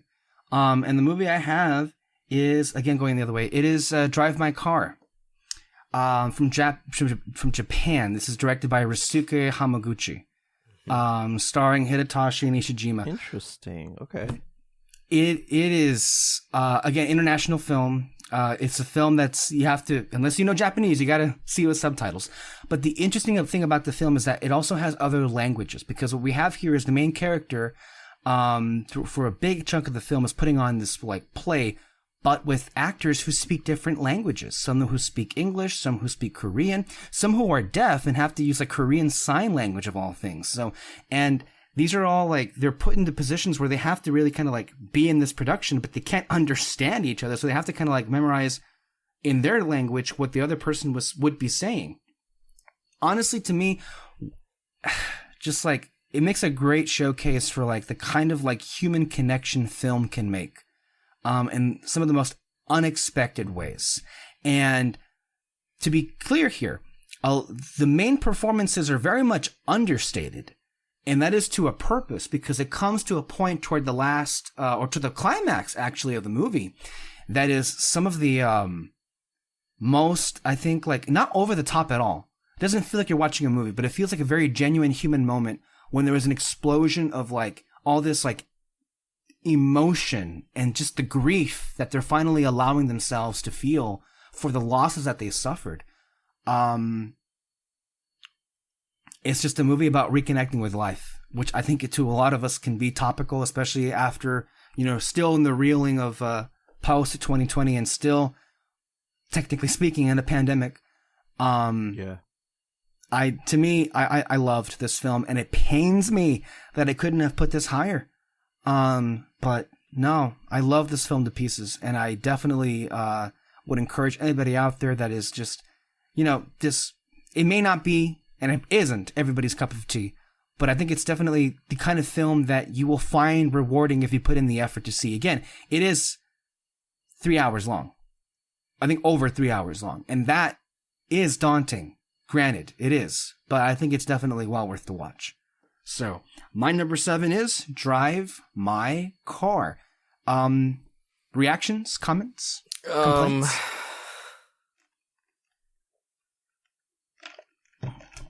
Number 7, huh? I hate you. Yes, number 7. I just told you I hated myself that it's a number 7, but it's how the cookie crumbles. And I want to be clear, because I already know this shit is going to be thrown at me. Okay. I am not saying that any of the films that come higher on this list are better than Drive My Car. I am just saying that I happen to enjoy them and connect more with me. That is a clear distinction to be made here with all of our lists. Mm-hmm. Okay. If that's your that's how you feel. I'm just preempting that attack position before it comes in my direction. So. All right. Peter's giving me the eye, so that is a wonderful way to go ahead and segue onto his. Unless, Kyle, did you have a comment or you're... I don't know if he knows this film. No, I know. No, he talked about it. He dropped it earlier in the show. That I wanted to see, but I didn't get around to watching it. Oh, that's right. That's right. Where do you find it, by the way? HBO Max. HBO Max. Really? Mm-hmm. Yeah, it's on it right now. HBO Max. Yeah, it dropped March 5th or 1st. Yeah. Well. Yeah, HBO Max right there. That's how we saw it. What do you know? All right. Mm-hmm. Peter. Number 7, right? Mm-hmm. Yep. Okay. Well, my number 7 is Drive My Car. What? Are you...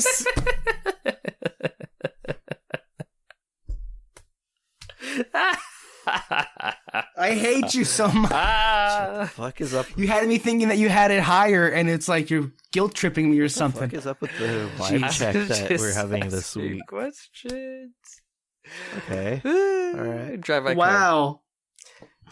Drive My Car is a beautiful experience. It's genuinely a wonderful, beautiful film. I think I will butcher his name, but Which one? The lead actor? Hidetoshi Nishijima. You got it right. Peter, Yep, that's it. Whose name haven't you butchered at this point? I don't know, Mr. Lira, but Hidetoshi Niwajima. Nishijima, not Niwajima. Iwajima. No, not that. Nishijima. Okay. Not Iwo Jima. That's I think that's Vietnam. It's not. Let's not get there. Okay. It's Nishijima.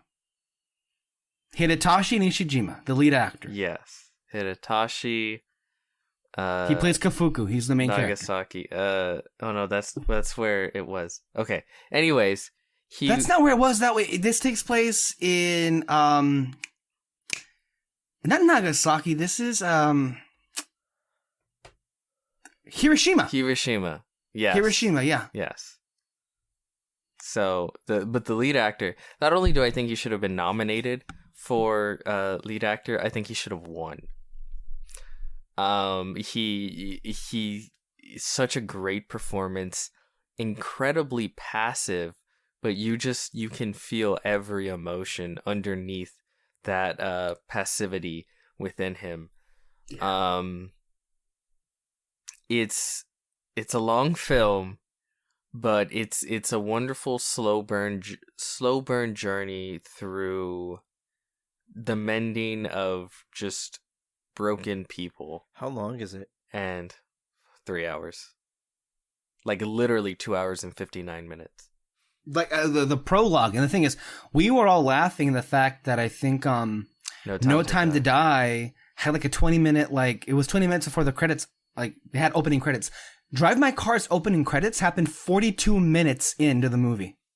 There's like a long prologue, but it's so worth it, but it is 42 minutes into the movie. Oh my god. Yeah. Yeah.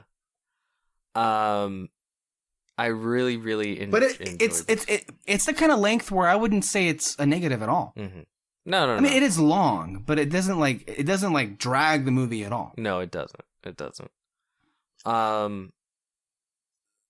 The only reason it's not higher is maybe I wasn't as crazy as with the third act as I was the first two acts. But it's so very minor. It is just a wonderful, wonderful film. And sometimes it also just comes to like rewatchability. I know that's not king. It's not king. It's not king, but it's a factor. Yeah. And I can't see Drive My Car being as rewatchable as some of the other ones that I have. I will rewatch it. Mm-hmm. I love this movie. I'm going to purchase it. Hopefully, I'm given the chance to when it comes on Criterion this July. Yes, but Criterion. Yes, Criterion. So oh man. But yeah, that's kind of where it is. So yeah, available to stream on HBO Max right now. I gotta be honest with you, I'm a little spooked. Like how we keep pairing on some of these movies the same fucking number out of like 10 possible choices to pick from. That's pretty funny. It's happened, I think, like at least with 9, 3 of us had Malignant. With 8, 2 of you had Inside, and then 2 of us had Drive My Car for number 7. Yeah. It's interesting. Very interesting. So, yeah, Kyle. Syncing up. I love myself a good super. I don't understand why you're laughing. Because the way you said that, I love myself, and there's this long pause. Self-care, you know, self-love. We're all about that here. No, I love myself a good superhero movie. Oh no! Oh yes! Oh no! No! Yes, no. I love myself a good superhero movie. I was absolutely floored when I left this movie, and honestly, like, it's such a shame not a lot of people went to go see it. It's the Suicide Squad. Question: have you finished Peacemaker?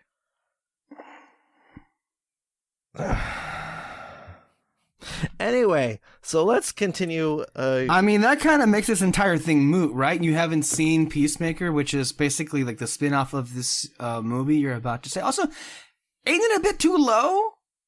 The Suicide Squad, number 7? I liked 6 other movies a little bit better. Wow. Something's number 7 on the top 10. Not watching Peacemaker? Like, what happened with James Gunn, Kyle? Anyway, so I like the Suicide Squad. It was a really fun movie. I watched it again with my sister, and we was a barrel of laughs, and it just on it, like, I mean, it doesn't matter what I say at this point, because, like, I'm listening to you. You Go guys ahead. validated, like, what I thought about this movie, so why talk? Why talk? Move on. Let's move on to number 6. No. Continue. Please tell us why you love this movie. No. Apparently, I'm in the wrong here for having it on number 7. You're not in the wrong. You're no. I'm completely wrong. I should change it on my list. Hold on a second. No. You guys go into number 6. We'll circle back to number 7. No. You guys made it a big point. You guys made it a big issue, and so now this is what we have here. All right. So that was Kyle's number 7. No, come on, Kyle. Tell us more about the Suicide Squad. I was expecting a good movie, a good solid movie, and because it's James Gunn, yeah. But the thing is that it was DC handling James Gunn, and so I was like, You've been burned before with DC and directors. I've been burned before with like directors, and this is no exception. I mean, not Zack Snyder. Never mind. David Ayer got really burned in that first movie. Yeah. So like, I wasn't betting my, I wasn't putting all chips on red, kind of thing. But when this movie was going, the fact that it was spoilers, by the way, the fact that, the main core that you get introduced to in the first like 2 minutes get killed off like even quicker. That's hilarious. I think is absolutely like it completely flipped what the original Suicide Squad movie was to where this is the definitive Suicide Squad movie, I feel. And the fact that the good graces and directing balls that James Gunn has, to have Sylvester Stallone say the most stupidest one-word lines. Hand. Nom nom. Bird. Bird. Absolutely batshit insane. I loved the Suicide Squad. The way, and also only James Gunn can make Starro look ridiculously cool on the big screen. Like, because given in the hands of like Zack Snyder or anybody else in the DC pantheon, it would have fallen flat so hard. It would have been, well, let's be real here. Give it in the hands of Kevin Feige, that wouldn't have looked that great. But the fact that number one, Starro was texture is already like miles ahead of what the recent Marvel movies have been doing. Well, we saw Marvel Studios attempt at a monster in 2021, and it wasn't anything compared to what Starro was in the Suicide Squad. And like the cast is absolutely great. I love the cast and what they do. They said that John Cena is in the movie, but I didn't see him anywhere. I see what you mean by that. No. Peter, you enjoy your memes, and you didn't. Okay, fantastic use of your Margot Robbie, Idris Elba. If you love John Cena, I'm okay. You know what? I'm moving on. We're moving on. No. Okay, just tell us why you hate Peacemaker. Yeah. I don't hate Peacemaker. I'm kidding. This is just light ribbing, okay? I'm kidding. All right, so it's not light. At least for me. Well, go ahead and move on to the next thing. Are we ready to go? The Suicide Squad. It's James Gunn. Like, this movie was made in heaven for me. So, number 7. Oh, I forgot David. David's number 7 was West Side Story. Okay. So he saw West Side Story. Alexis did not. At least one Moreno did their homework. That's right. She made him go without her. What a terrible sister. I mean, was it that? That's just one of the examples why she's terrible. Terrible, though. I mean, he got to see West Side Story. I think that's a fair trade-up. But she sent him there by himself. Yeah. I mean, that's the point. She sent him there to die. Anyway, let's go ahead and get into the, we're at number 6 area now? Yeah. Okay. My number 6 is a film that I was both excited about and then also a bit trepidatious about. But when I saw it immediately in a completely empty movie theater, I think it was completely empty or not, but by the way, this could be many movies last year. But when I saw it, I was just like completely just charmed, enamored by it, and just like, was just wowed. I really was. It's just a powerful movie. I understand why some people wouldn't want to, like, could have an issue getting through it. It does start off on the slower side. Again, for me, I have no issue with slow films. I mean, I just watched Drive My Car. It's 3 hours. But this one, very much so, is a film that also surprised with a few nominations on Oscar morning. It's a film that I think was just one of those movies, like The Last Duel, that was just so criminally ignored by the industry itself, because the craft on display is honestly top notch. And I do think, for a director that I happen to enjoy, who I love, I think this is one of his best movies. It really is. And I just saw this last night, and this is Nightmare Alley. The movie you had an issue with getting into, Kyle, but no, Nightmare Alley. This is the one. Yeah, Nightmare Alley by Guillermo del Toro. I was so nervous that this movie would end up being kind of like a, what's it called? What was the one that came out before? Crimson Peak. Yes, Crimson Peak, which was pretty, but I didn't care very much at all for it. Yeah. This one, like, I'm going to see if I can talk about it without like giving it away, but like, for one, Bradley Cooper has a lot of dialogue at the second half of the movie. Yeah. But he basically has no dialogue in the first half of the film. And the second half of the film is very different as far as the location is concerned than the first half of the movie. But it definitely like uses what happens in the first half, for the second half and everything. The performance, to me, this may be a bit controversial, but I think this is my favorite performance of Bradley Cooper's. And I think he should have been given a Best Actor nomination. Like, honestly.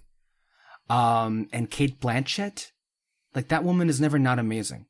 But like what Peter said, Best Supporting Bitch, should have gotten a nomination there. She always plays a great Best Supporting Bitch. Oh, please. I think she outdid herself in this one. Okay. Man, she reveled in it. She reveled in, let's just say, the revenge that happened. I think it was almost Cersei Lannister-esque, the revenge so she got violence in this movie. Oh, yeah, she some. chose violence. Oh, yes. Okay. Yeah. Toni Collette, David Strathairn. You also have Ron Perlman. You've got Rooney Mara.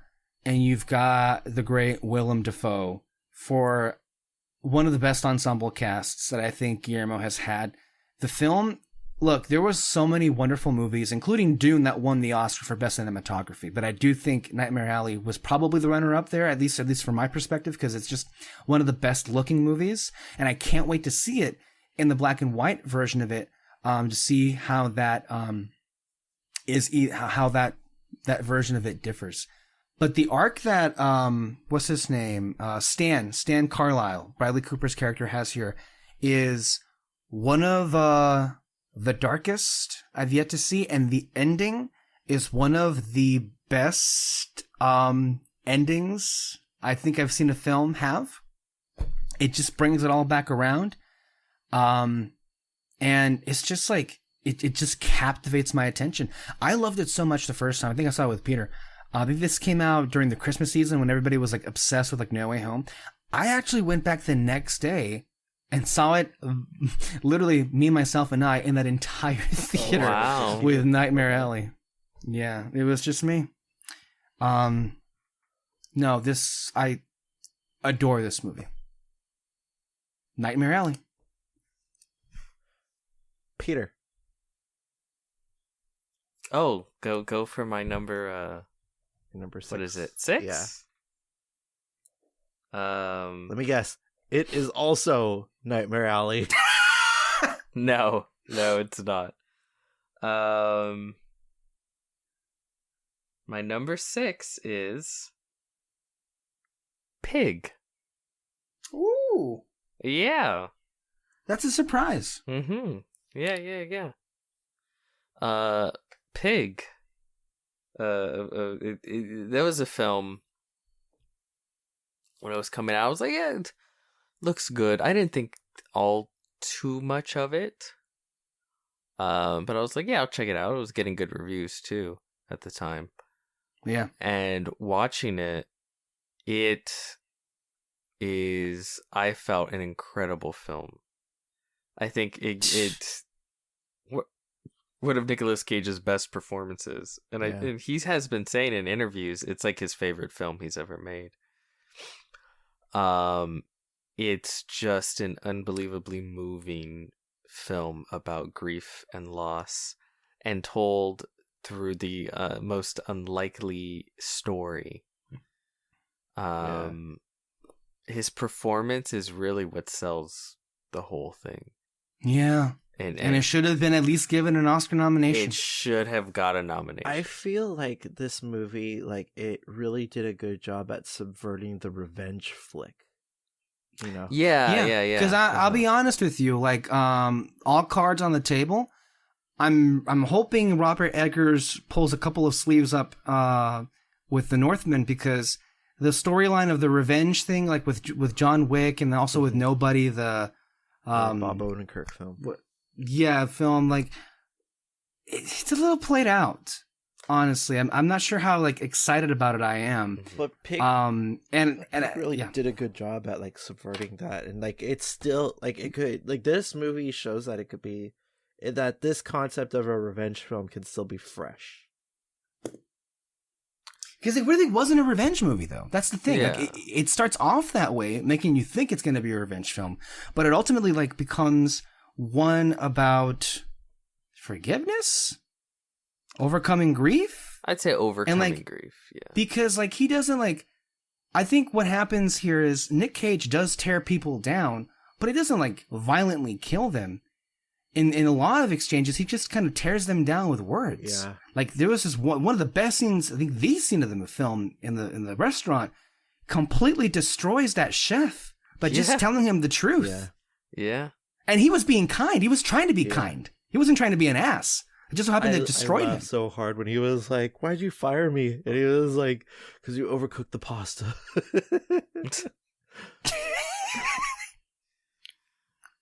Complete asshole. Yeah.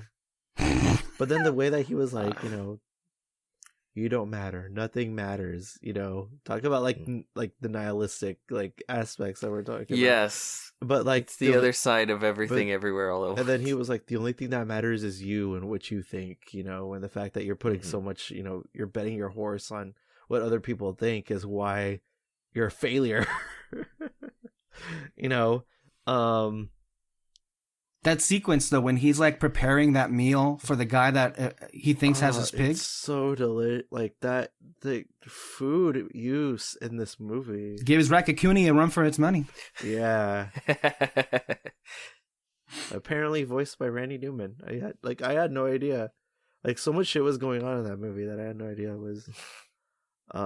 Try watching it 3 times like Peter. Yeah. Also, I'm on the same boat. It's probably one of the best films that has ever come out in like 10 years. The past 10 years for me. What's it called? Pig. Sorry. Yeah, Sorry, Pig. Peter.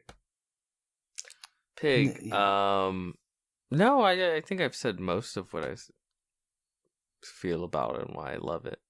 Yeah.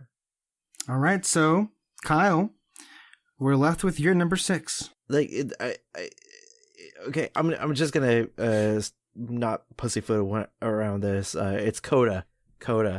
I as my number 6. Really, yeah. Really. I don't know. It's, oh boy, it's a movie that makes me feel warm and fuzzy inside. I don't know what to say. Like, it made me feel good, and it's nice that that they went with the feel good movie as the best picture winner. I love the cast. What's his name? Hold on a second. Just for the record, Drive My Car is a feel good movie as well. Well, you don't feel good for a lot of it. But it gets there in the end. That's what counts. Troy Kotsur, I think that's his name. It's Troy Kotsur. He's absolutely fantastic.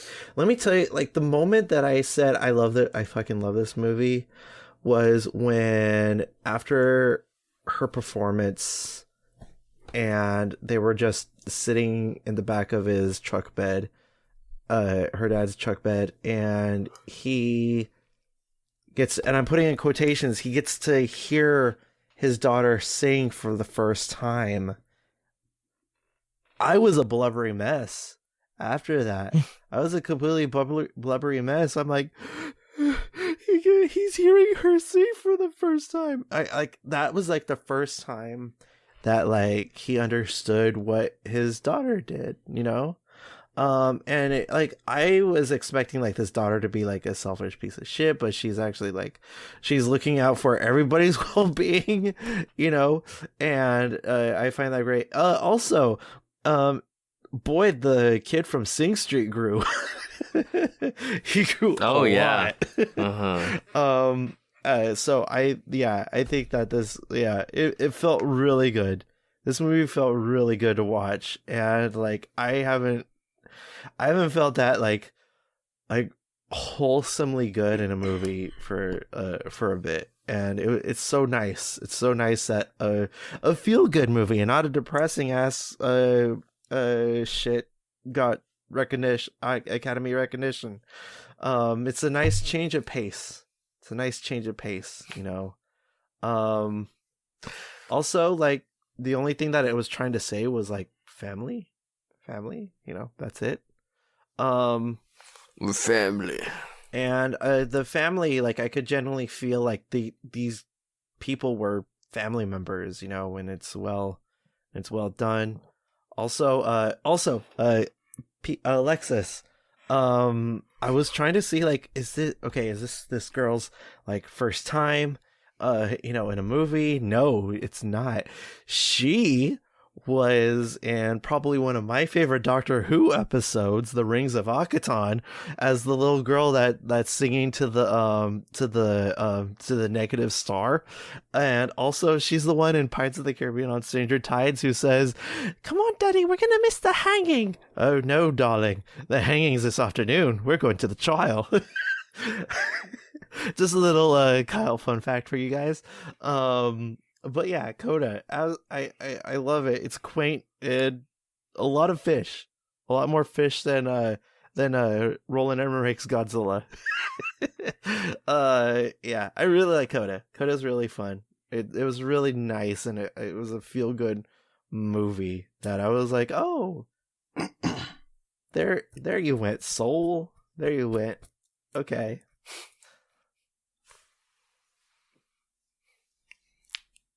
You would. Thank you.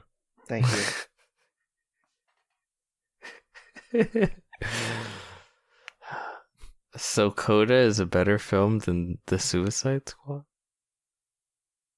And Luca.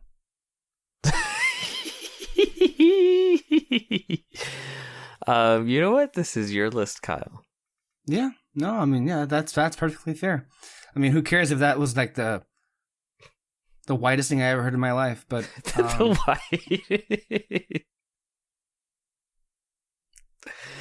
white. You know what? It is very feel good. It is. Yeah. It's a very warm, fuzzy film, and sometimes that's just the shit that connects with you. Mm-hmm. There's plenty of films where I feel the same way. Yeah. Where it's like the warm, fuzzy features. And by the way, I did like Coda. Not as much as you, but it's I get why a lot of people do like it a lot. So, mm-hmm. Yeah. Number 6 for David was The Suicide Squad. So there it is. Shall we go ahead now that we've gotten half of our lists out of the way with? Let's go ahead and get into some honorable mentions that we've got here. Kyle, are we just dropping them all, or are we just like going like as we were? All. You can just list them. List them all. I can go first if it makes it easier that way. That way we can just go ahead and get this stuff, and get the ball rolling with it. Honorable mentions. What do we got here? And I'm talking about films that, well, let's just say I liked, right? Just barely liked, and then I'll distinguish them. So, I got Godzilla vs. Kong. The VFX in that film was spectacular. Watch it for that last battle. Being James Bond, the documentary, pretty cool. I like the short documentary When We Were Bullies. The short film Nona, which is on Disney+. The short documentary film The Queen of Basketball, which ended up winning the Oscar. The Disney Plus short movie Ciao Alberto. Another Disney Plus short called 20-something. Fuck it. Sing 2. That shit was funny. Wow. It was fun. Fuck it. Whatever. You have lost all credibility, sir. Now, He did. short It's film gone. Far from the Tree, which was from, I believe, Disney It Animation. doesn't matter. You included Sing 2. Last Night in Soho from Edgar Wright. Sing 2. The King's Man from Matthew Vaughn. Sing 2. I'll say this. I liked it. The Conjuring, The Devil Made Me Do It. I enjoyed it a lot. Wasn't great, but it was good. Sing 2. Also, Fear Street, Part 3, 1666. Oh. We got Nobody with Bob Odenkirk. The Harder They Fall with so many people, including Jonathan Majors. Also, The Power of the Dog, which is a film that I enjoyed, but again, don't care for at all. We have Jane Campion and Benedict Cumberbatch. King Richard with Will Smith. Again, it's a film that I think, technically speaking, we discussed it right with Peter. Or at least I told you. The film is great. It's just problematic, like a genuine problematic way, and yet it was ignored completely. Keep my film's mouth out. I mean, I'm just like, it's just hard to watch a film that's supposed to be feel good, and like you ain't feeling it. You don't feel good partly because the dad is just like you can't help but feel as if the father is just taking advantage, just hijacking like his kid's childhood, and kind of forcing them to do something they probably would have no interest in if he didn't tell them this was the best chance they had to be successful, quote unquote, financially speaking. So it's just like the film opens with him at this like rich like country club with a pamphlet he made, basically selling his kids. To the highest bidder. I can't wait until they make the movie called Mr. Spears. It's just hard to reconcile with the movie. Yeah. So, King Richard. All right, next I got Spider-Man No Way Home. Mm-hmm. It's a film I enjoy. That's about it. Candyman by Nia DaCosta. That was really good. Yahya Abdul-Mateen II, Coleman Domingo, Teyana Paris, great continuation or sequel to the original one, while being its own. Inside, Bo Burnham, for all the reasons everybody said here. Raya and the Last Dragon. Enjoy it. Kelly Marie Tran, Aquafina, pretty good. Coda, as you mentioned, Kyle. Pretty good movie. Feel good. I also got The Stories of West Side Story, the documentary of the making of the movie, which is pretty self-explanatory, but it's a great behind-the-scenes feature. Also, I have Parallel Mothers, the latest film from Pedro Almodovar with Penelope Cruz, who probably did get a Best Actress nomination, and she was very good in that.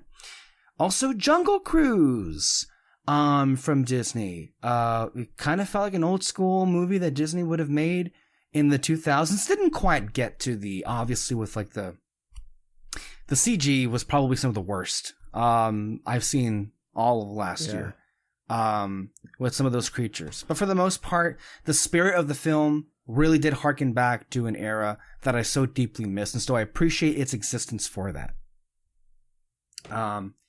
Next I have Cruella. There we go. That got his attention. Really? That got his attention. Yes. Honorable mention. Yes, I like the movie. Dog, Cruella. you put it in your list. No respect. There it is. Mad respect. Oh my god. You went for I it. knew I'd top Sing 2 with Cruella being in there. Emma Thompson, Emma Stones, they're fantastic. It's a stupid film that knows that it is, and it just goes does all not crazy know. with it. It does. It knows. Yes.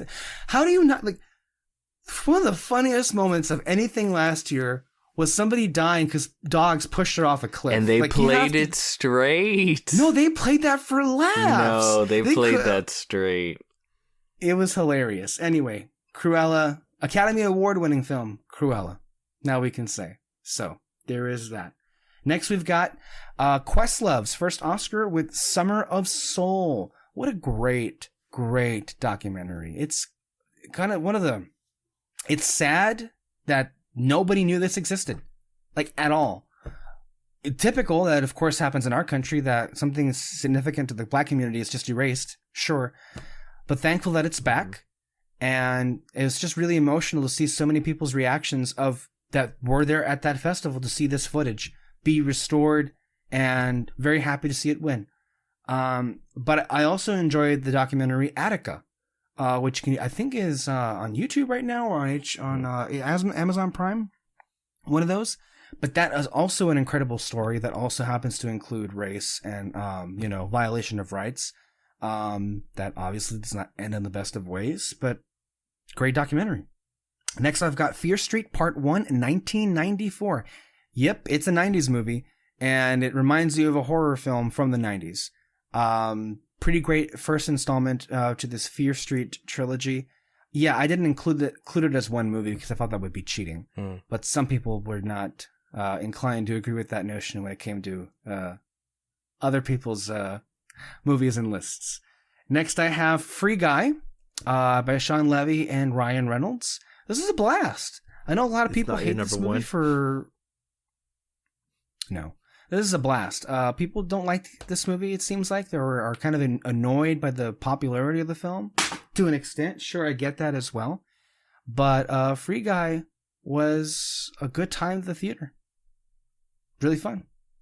Next, I've got The Lost Daughter with Olivia Colman, playing maybe one of the more, I guess, to the general audience perspective, one of the more insufferable people out there because she dares to be a mother that hates kids. She probably isn't alone in that. And I think it's a cautionary tale of what happens when... I think yes, there's a lot go ahead. more people that don't like their kids, than we realize. I think that's what happens. I think that's where it's coming from for a lot of people. But then there are also a lot of people that can't deal with like people who are supposed to, quote unquote, be in a motherly position and yet like not want to be around kids. And that's why I'm a pro-choicer. Yeah. Terrible Catholic. So, it's only been a week. You're already failing. Olivia Colman is great in this, by the way. So that also Dakota Johnson in this movie. So, next I have A Quiet Place Part 2. I think this was like the first movie back, during the pandemic. Like the very first movie I think we saw. It was, yeah. That theaters reopened, and to me, it's one of the best edited films of the year. And I think it's very effective, and I think it's just a great watch. Emily Blunt continues to deliver a wonderful work. It's a great sequel, too. I actually kind of like this better than the first one. So there is that. Next, I have a film that people think came out in 2020, but actually came out in 2021, even though it won an Oscar in 2020. I hate when this happens. It is Judas and the Black Messiah with Daniel Kaluuya and Lakeith Stanfield.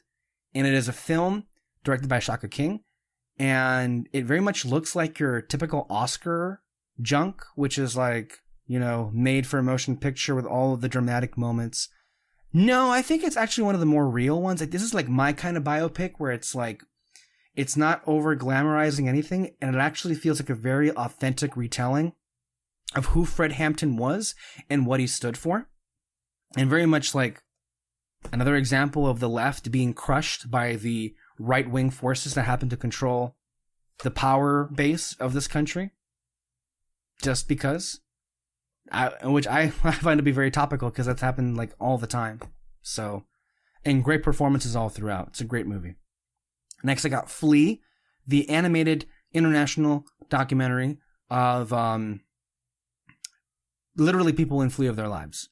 And it is not a fun watch, but it is kind of a necessary watch of a story that many people just refuse to identify with. Of what would it be like to be just uprooted from your entire home and existence, and what would your existence look like once that happens and being forced to leave. Like, it kind of reminds you of like what's happening with Ukraine right now and all those people who are basically losing their country, and some would even say their whole way of life, because some person just wants to exterminate them or just push them off so they can claim that territory. So, but it is actually a pretty amazing watch to see all of the trials and tribulations that happen to people who have to move, and how difficult it is just to find anywhere to relocate. It's kind of a sad watch. Kind of. With some happy stuff in there, but yeah, kind of a sad watch. Next, I've got Come On, Come On, A24. This is Joaquin Phoenix. Wonderful little movie that kind of resembles, I think, like, I'm always at a tug of war between a lost daughter and a Come On, Come On when it comes to children. And so that's kind of where it is. And this one very much is Joaquin Phoenix not wanting at all to be in the presence of kids, and then finds the unlikelihood of connecting with one and kind of being brokenhearted to be, separated with that said kid. So yeah, wonderful watch. Come on, come on. Next is Tick, Tick, Boom with Andrew Garfield. This is Lin-Manuel Miranda's directorial feature. I think is a pretty great directorial feature. It's wonderfully directed, wonderfully edited, and the performances really carry it. It's a film that I happen to enjoy the performances and the music more so than actually the movie itself. But Andrew Garfield, man, just give the guy an Oscar already. Just give him an Oscar. Like, I don't know what's going on here, but he's just clearly one of the best working like actors right now. Deserves it. Like, blew me away. Who knew he could sing like that? I didn't. You know why he's it's almost not fair. It's because he's British. Mm. Well, don't you love twisting in the knife there? Do you have any comment, Peter, on that? Bitch. Ditto. Okay. Next I have is In the Heights. What are you for musicals? I happen to really like the music in the Heights. I know some people feel differently about that, but yeah, I have to say this one hasn't aged the best as far as the choreography, the dancing choreography. It's pretty good, but it's not all that great, and there were better options if you're looking for that in a film. But I love Abuela Claudia and her song Paciencia y Fe. Yeah. Like that's a performance I felt that should have been a consideration for a Best Supporting Actor nomination, but again, completely ignored. But I love that. Next, I've got the final one of the Fear Street movies. My favorite of the three happens to be Part 2, which is 1978, which definitely felt like a classic horror film from the 70s. And holy fuck, were the kills brutal. This really took me aback with like how many kids? You see kids being torn to pieces here. And in some scenes in pretty comical ways. Definitely, if you haven't seen the Fear Street movies, watch the Fear Street movies. They're great. All right. Now these next 10 movies, barely missed my top 10. So these are the last for my honorable mentions. I've got Mass, directed by Fran Kranz and starring Martha Plimpton, Ann Dowd, Jason Isaacs, and Reed Birney. A tour de force powerhouse film. The whole movie is just these four actors. Mass. It's not Midnight Mass. It is Mass.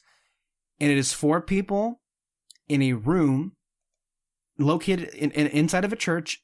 And the whole film is just them talking about a violent tragedy that affected both of their lives. And all four, and that's the whole movie. And these actors should have all been given Best Acting nominations in their respective categories. Really, I think it is a must watch, and it is, I think, an important film for people to see about the power of healing just by, as the doctor would say, sitting down and talking. Yeah. And I love that. I think you'd like that too, Kyle. Next, I've got The Green Knight, another A24 here. Dev Patel. Kind of a fairy tale. I mean, it is kind of a fairy tale in a way. A dark one at that. At times, I will say it is too much of a lullaby for its own good. There were several times in the theater where I was like, I found myself being lulled to sleep, so it may be a bit too effective in that regard. But I do genuinely find the film to be fascinating and rewarding in its own right. Cinematography, top notch. Should have been nominated as well. For visual effects, it's great. It's a great King Arthur story. This one may be one of the surprises. Surprising because it's a film that came out late in the year, and it was immediately dismissed by everybody as just bad, and nobody wanted to engage with what the film was actually about. And I would have to say, I think it's one of the most misunderstood films of that last year, and I was surprised how much I ended up enjoying it. Anyone want to guess which one I'm talking Matrix about? 4. Yes, Matrix. It is the Matrix Resurrections. No, seriously. Holy shit. Okay. No, seriously. I don't think this film is given its due. I think people just dismissed it, and just because it wasn't like what Ghostbusters Afterlife was, or what No Way Home was, which were like Force Awakens nostalgia-filled baits of like what made that property so special in the first place. And I love the fact that this film refused to give people what they wanted and said, fuck you to that. And I wish more films had that approach, and stuck the finger out to general audiences, because honestly, I know that the first part of the film was like this meta commentary about the Matrix films and everything. And I know it seemed, and it very much is at times, an angry movie, but I am one of the few people that actually like still can see it and enjoy it as a straight Matrix film. And I really did enjoy the first three movies. I know the first one's the best. I know that the 2 and 3 are not that well liked, but I happen to enjoy them quite a bit. And I think, to me, as far as the story of Neo and Trinity is concerned, I think this really did it justice, and I enjoy them together. I enjoy the relationship, and I think ultimately it's kind of a loving film more than it is a hateful one. Peter, why are you bent down? It helps me listen. Okay, it creates the impression you're not listening because you're not looking at the screen at all. No, it helps me listen.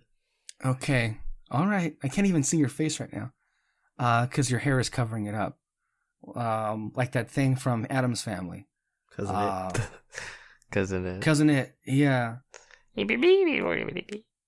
That's okay. Anyway, yeah, no, Matrix Resurrections is pretty funny. For a lot of reasons, but also I think pretty heartfelt in ways that people just refuse to engage with it. Honestly. So that's where it is. Also, my honorable mention is Being the Ricardos. Oh, yeah. With Nicole Kidman and Javier Bardem. This is one that I don't understand what it is. I think Aaron Sorkin is just a divisive figure now, that whatever he makes, people just have to either love or hate. I'm not necessarily like in love with it, but I do love the movie.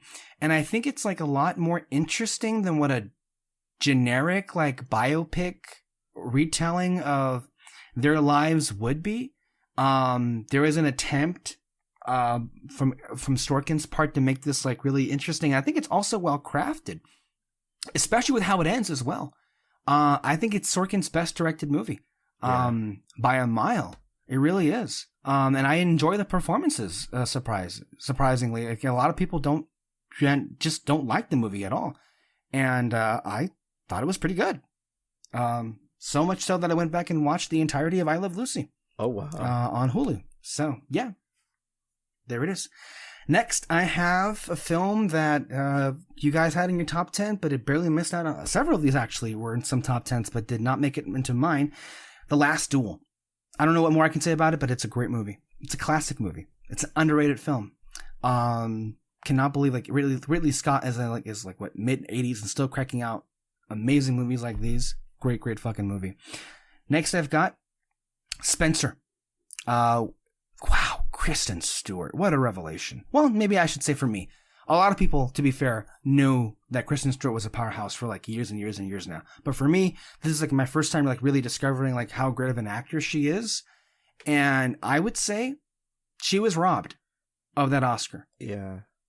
I think to me, like the performance as Diana Spencer is as transformative as I've ever seen, and that would include Daniel Day-Lewis as Abraham Lincoln. Like, she is Diana Spencer in here. She's fucking phenomenal, and that film deserved a lot more credit than what it got.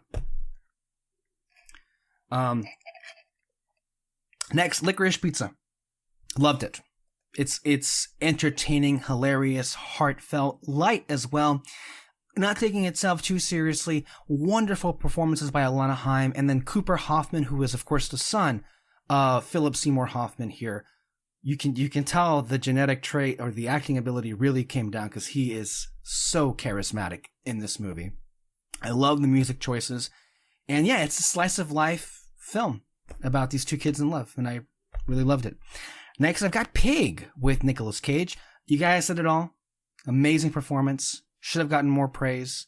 Powerhouse, really all the way. One of my favorite movies. Now I've got two more for my honorable mentions that may be shocking. Two of which I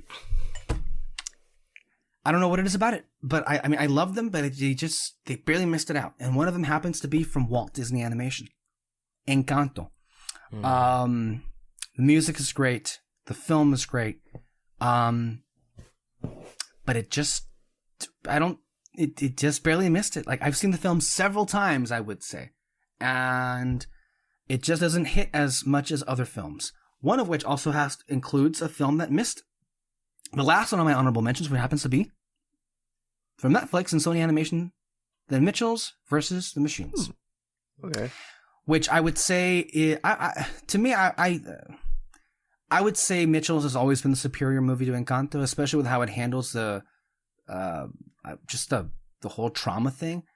But Encanto is great too. But Encanto and Mitchells are both great fucking movies, and I can't believe that they were not in my top 10. I was kind of waiting for it to happen. At some point they might have been, but they weren't. So that's what I got for my honorable mentions. Okay, does that? And again, I went into a little detail, but you don't have to go into any detail because Peter is just going to list off names. So Peter, do you want to go next one? With your honorable mentions?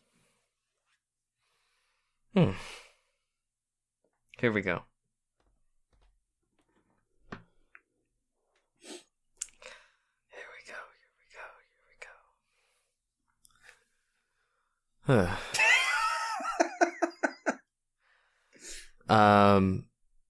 Judas and the Black Messiah, Godzilla vs. Kong, Mitchells versus the Machines. And to be clear, this is not in any order, right? It's just like... I'm just saying. Random order. Okay. Luca, Barb and Star, Space Sweepers, which is it's a great little foreign science fiction adventure on Netflix. Check it out. A Quiet Place Part 2, Fear Street 1994, 1978, and 1666. Shang-Chi, Candyman, No Time to Die, Last Night in Soho, The Harder They Fall, VHS 94. What's this one? Far From the Tree, Spider-Man No Way Home, Free Guy, Matrix Resurrections, Nightmare Alley, The Kingsman, Being the Ricardos, West Side Story, Jungle Cruise, a little short film called Save Ralph, The Power of the Dog, The Lost Daughter, Nobody, Tragedy of Macbeth. What's this one? Oh, yes. Gunpowder Milkshake, Kate, Batman, The Long Halloween, Part 1 and 2, Flea, Titane, Spencer, The Deep House, Mass, Prisoners of Ghostland, Licorice Pizza, Dig, A Boy Called Christmas, Us Again, Summer of Soul, Passing, Red Rocket, Coda, Lamb, Annette, All Too Well, a short film, Old, Cyrano, and The Worst Person in the World. That was my honorable mentions. Several, I think, were pronounced incorrectly, I would say. Shut up. Cyrano, not Serrano, and then Titan, not Titan. Serrano is isn't that like a food thing? I don't know if I missed it. Did you include Eternals on that honorable mentions list? Oh, Eternals. Was that on there, or was that not one of the ones? I'm including it. Okay, just making sure, because I got a list coming up here that has that. Now, Kyle, your honorable mentions. All right. They're not as robust as you guys, but here we go. Coming in at 21. I think Gunpowder Milkshake was really fun. It's a really fun Rock'em Sock'em movie. Yeah, it was fun. I think there needs to be more female-led movies like this, I feel. I disagree. Well, okay. For number 20, I've been wanting this movie for a long time, and I finally got it. Mortal Kombat. I'm a Mortal Kombat fan. Wow. I love the story of Mortal Kombat. I've played the game since I was, I don't know, like 7 or something like that. And I absolutely loved it. And I got the super duper over the top violent Mortal Kombat movie that I've been wanting. So, yeah. Number 19. Speaking of movies I've been wanting, Godzilla vs. Kong. It's an absolutely nice thriller. It was nice seeing it in your backyard, despite how hot it was watching the movie in your backyard, Alexis. But nevertheless, can you believe, like, with Godzilla vs. Kong, it was hot, but then when we were watching Raya, we were freezing our asses off? Weird, but that's how the outside elements are. But yeah, Godzilla vs. Kong, nice. It was the pay-per-view event of the century, I feel. It's like watching a fight. It literally was a fight. That moment where Kong dislocated his shoulders and he fixed it up with by slamming his arm against the building. Are you kidding me? Number 18. It's time to go in the heights. In the Heights, I think is a great musical and all that stuff. Number 17.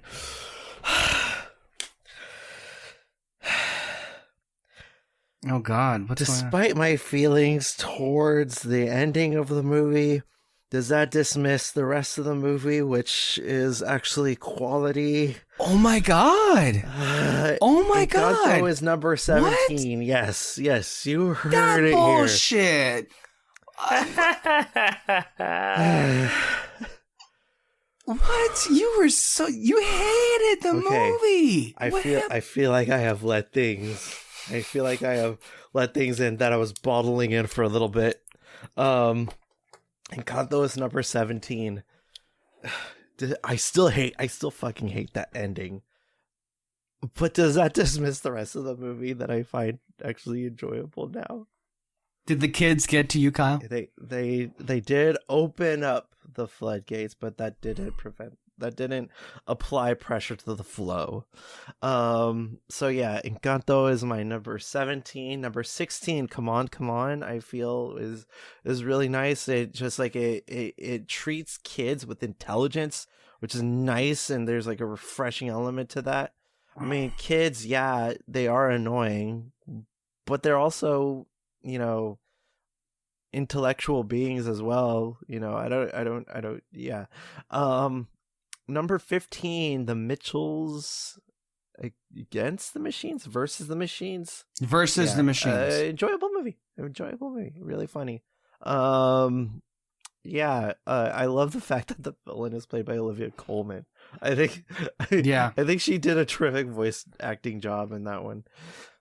Olivia Colman's great in everything. Yeah. Number 14, Spencer. All the reasons you listed, Alexis, is yeah. just the last scene, just the last like 3 minutes of the movie is absolutely like gratifying, I feel.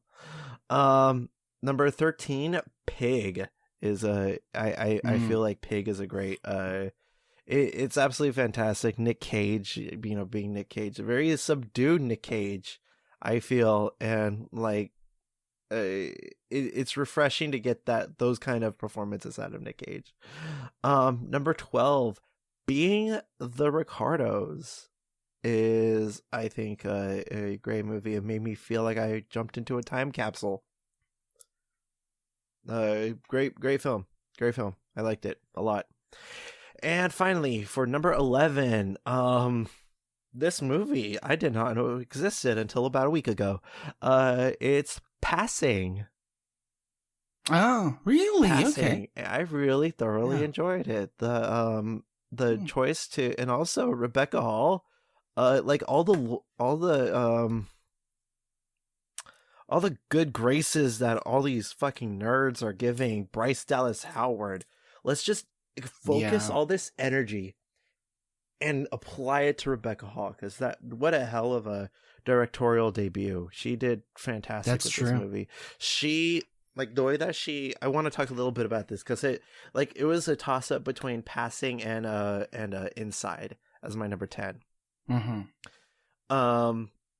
But when I saw this movie, like, automatically I felt like this uneasiness throughout the whole thing. And honestly, like, the chemistry between Tessa and Ruth, I think, are fantastic. Where were there? Okay, where you keep on saying, where were these people's Oscar? Where were that so and so? Where the fuck were these two Oscars? I think it was Did Ruth Negga not get a nomination? I thought she did, or she was gonna get a nomination. I don't think so. Let me. Oh, yeah, she didn't get nominated, but she was in the running, and she did get several nominations for Best Supporting Actors. But at the end, it didn't come to fruition, because I think they nominated Judi Dench instead from Belfast. Crime. Wait, I wish I lived in New York so I could watch her and Daniel Craig in Macbeth on Broadway. Okay. Because that was an interesting pairing, and as soon as I saw that, I was like, wow, for the first time ever, I'm New York envious. And what I'm told is that it's getting great reviews, that thing. So anyway, those are my honorable mentions. All right, so let's go ahead and get into Alexis's favorite movies. Now, she did not have any particular order, so let's go ahead and unveil what her favorite films were. Similar to a lot of the ones that have already been mentioned. So her favorite movies were, again, no particular order.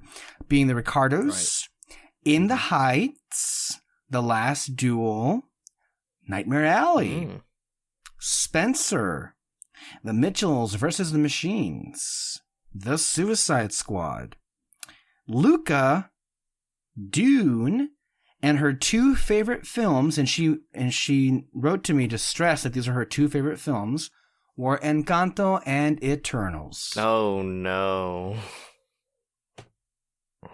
Those were Kyle's favorite movies of the year. So. Okay. All right, Moreno. What's wrong, Kyle? What's wrong? No, tell me. What is it? What is it? I'm tired. Tired of what? Just tired. Okay, I mean, you think that's surprising. All right, let's go ahead and get into the top 5, guys. Now, I've mentioned that I'm a big fan of blockbusters, and we've got several blockbusters to get into. So my number 5 happens to be The Suicide Squad by James Gunn. Okay. It is a crime against nature that so little people were so interested in this film, because it genuinely is not only one of the best movies of last year, but not only one of the best superhero films of the last 10 years, but just a great fucking movie. An example of what happened. Like, I think to me, this is why I'm like, this kind of like was like the last straw for me. I'm so tired of like comic book movies or blockbuster films made by committee or just generic and sterile and standard. And to me, like, the best kind of blockbusters really do take advantage of what film is. And film is a visual medium. And they also take the best kind of blockbusters have a director that have their own unique take, that have their own unique style, and apply it and smother it in every single inch of their film, like Sam Raimi in his Spider-Man movies. And of course, like Guardians and James Gunn. But clearly here with the Suicide Squad, you have the heart and every little bit of who James Gunn is smothered all over this movie with all of these characters. And I don't think there's anybody better with like taking characters who are basically sociopathic or downright psychotic and making them likable and making them, yes, absolutely. Yeah. And then there were those red me, flags. Yeah, no, seriously, like, I think it's James Gunn's best directed movie. I think it's also edited quite brilliantly as well. I love the stylization that's in the editing, the transitions. I love how he plays with, like, you know, jumping forwards and backwards in time, with certain sequences toward the end. The chemistry with all of these actors that have with each other is pretty fucking great. I love Rick Flag. I love Harley Quinn. Peacemaker I love to hate. In this movie, I don't really love him until I get his show, which, by the way, also was written brilliantly by James Gunn. And I love Bloodsport. And Ratcatcher 2 really surprised me. I think one of the hearts of this film was the scene with Ratcatcher. Melchior. She's great. I think she needs to be in more things from here on out. Like the climax or the being resolved with Ratcatcher 2, just like unleashing the rats to go, led by Sebastian, of course, Sebastian the rat, to take down Starro, while her like breaking down, thinking about, like, you know, everything her father stood for. Like, that's something only James Gunn can really do. Like, I mean, it's basically the thesis of the Suicide Squad itself. It's like, why rats? You know, when she was talking to her dad, and it was like, oh, yeah, because you're right. Because rats are the most disgusting, lowly creatures. If we don't look out for them, who will? You know, and that's like the ultimate like thesis. Like, honestly, like that summed up the Suicide Squad better than I think the first one. Or this said so much more in just that one little line than what its predecessor was. You know, so it's fantastic. So that's my number 5. Peter, what is your number 5? This isn't funny anymore. Why? Oh God, it's the Suicide Squad.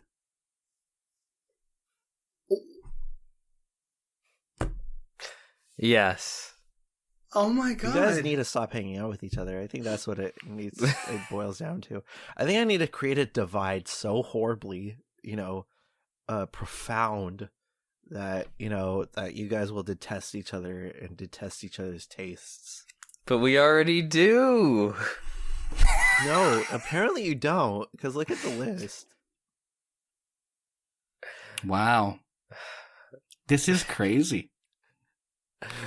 Yes, number 5 for me is the Suicide Squad. What more I can say, I don't know. It's a fantastic blockbuster. One of the things I said when I saw it was I was so happy because it was a movie. It felt like a movie. It wasn't just another cookie cutter Marvel product, but it felt like a movie with a director and a vision. And it was, I think, more movie, less TV episode. Yes, and it had something genuine to say. There was heart to it. There was artistry to it. It felt. It looked great. It looked great, and that wonderful gift between your legs.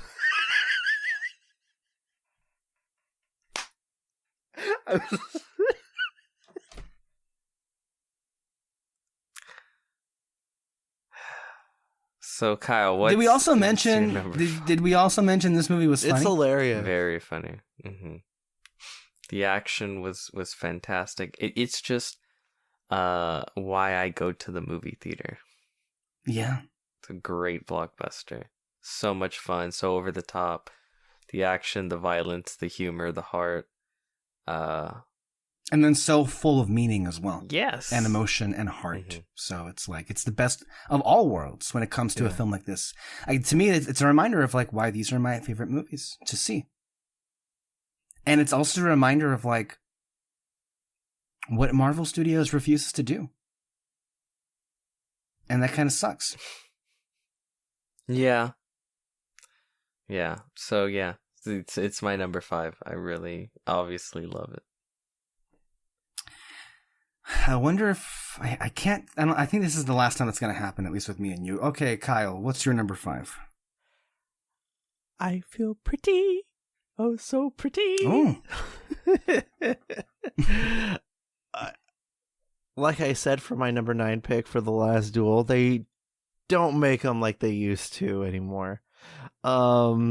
This, like, I felt like I was watching a movie, lovingly reproducing the feel of watching a movie from like the 50s or like the 60s, and Steven Spielberg, like, he definitely did his homework. The homeboy did his homework, you know. And the dynamic shots, the whole, you know, in America, and like so well choreographed, and you know, I felt honestly like some of the moments are giving. Oh my god, Rachel Zegler. Yes, Rachel Zegler. What a phenomenon. I feel like, honestly, like if I could get like just a recording of her singing lullabies, I will not have insomnia at all for the rest of my life. Do you remember your reaction when you first heard her sing in the theater? I was like, what the fuck? And you looked at me and you're like, I know. Yeah. She's okay. She's incredible. Like, she has a tremendous career up ahead of her, I feel. Like, her voice is literally angelic. Yeah, I mean, I could see why she's casted as Snow White now. You know, she's incredible. She gives me goosebumps and all that stuff. Rita Moreno, I feel, is good. Let me address the elephant in the room. I think Ansel is pretty damn good in this movie. He's you know. Well, thank you for saying how you really feel. I think a lot of people just don't want to. I know a lot of people think he wasn't good in this movie. Yeah. I can see why he was clearly. He's the weakest link, but I don't think he was bad. And I think a lot of people are just like getting their personal feelings in the way of like. He's like a Tony. I feel. Yeah. Yeah. He like people need to shut up about abuse. That's okay. That's what are you, Ezra Miller?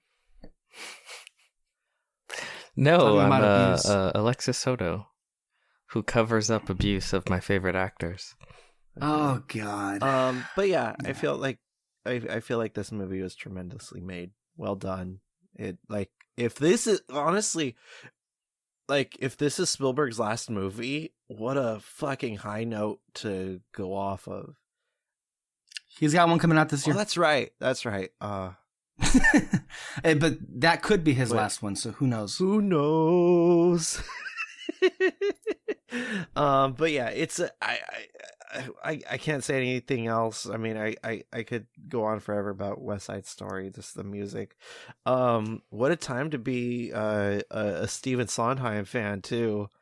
Yeah. This, so yeah, great movie, great classic cinema. Like, if you were to like point to me like which is the most like movie here, I would say probably West Side Story, because it just exudes like classic, you know, picture movies of yore. So yeah, Peter disagrees, but oh well.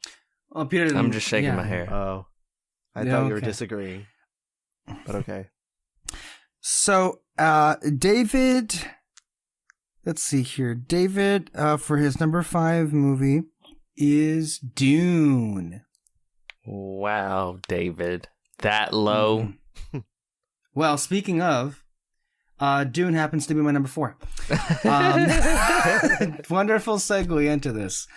No, look, Denis Villeneuve is kind of the master here. Like, it feels like he's one of those like names that everything he does is just immediately a win, like literally. Mm-hmm. And to me, like, I'm always gonna remember watching this movie in theaters because it was just like an experience like no other. Like, it honestly, like, again, like, we don't want to be hyperbolic here, but it's like you're watching something so grand that the screen probably isn't big enough to really fit the movie. And you really, it's like, this is like not just like the highest like bar for like blockbusters or for any movie to achieve, which is like it transports you to a different place in time and you feel like you're living in that world. And it's not said enough. Like, again, I haven't read it, the actual books, but everyone keeps saying, look, like Denis Villeneuve did the impossible. He adapted what was once considered to be unadaptable from, a book to film. And he made it not only make sense, but sing as well. There's a lot that's in this movie. And this is probably the hardest to do, at least this first installment, to get people to buy into and feel this world and the stakes and the heart and so many characters and so many great actors. I can't think of anything that's really kind of like a low point for the film. I know a lot of people don't like the ending because it's not much of an ending, but I can live with it. I mean, I thought it ended off at a great ending point for Paul, who is of course our main character here. And I can't wait for the next installment. Like, this is just I'm just happy that the conditions were right for this film to have been considered a success.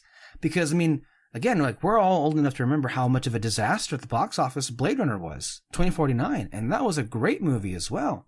A great film that could have had a follow-up, but never will because of, the lack of interest. But it's really nice to see the interest in this movie. And it's just a great film. And that really is that's all what it comes down to. So that's Dune. That's my number 4. Peter. Disgustingly low. Oh, But just wait. anyway, my number 4 is Also do. bum, bum, bum, bum. Imagine. No. No, I would never put Dune that low. David Lowery's The Green Knight. Oh, that's right. David Lowery. Yes, David Lowery's The Green Knight. This is I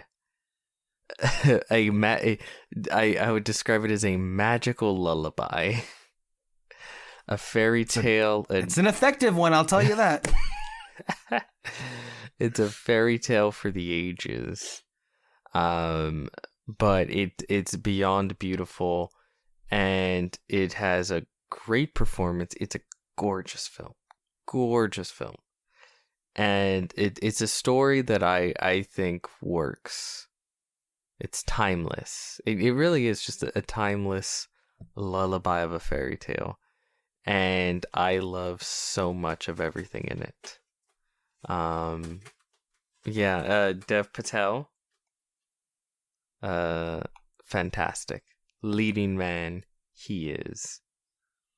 There's a Green Knight, and he gets his head chopped off, and it's so cool, and I love it. So yeah. What a sell.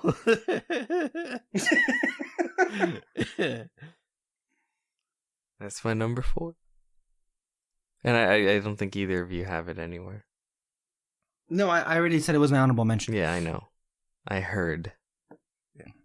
Oh, you did you? Yes. Oh, I'm sorry. Piece of shit. Not really. No. But yeah, no, it's fantastic. Yeah. I'm really curious to see how you're going to see it, what you'll see in the next 10 minutes. Go ahead, Kyle. I need to watch that movie. Wow.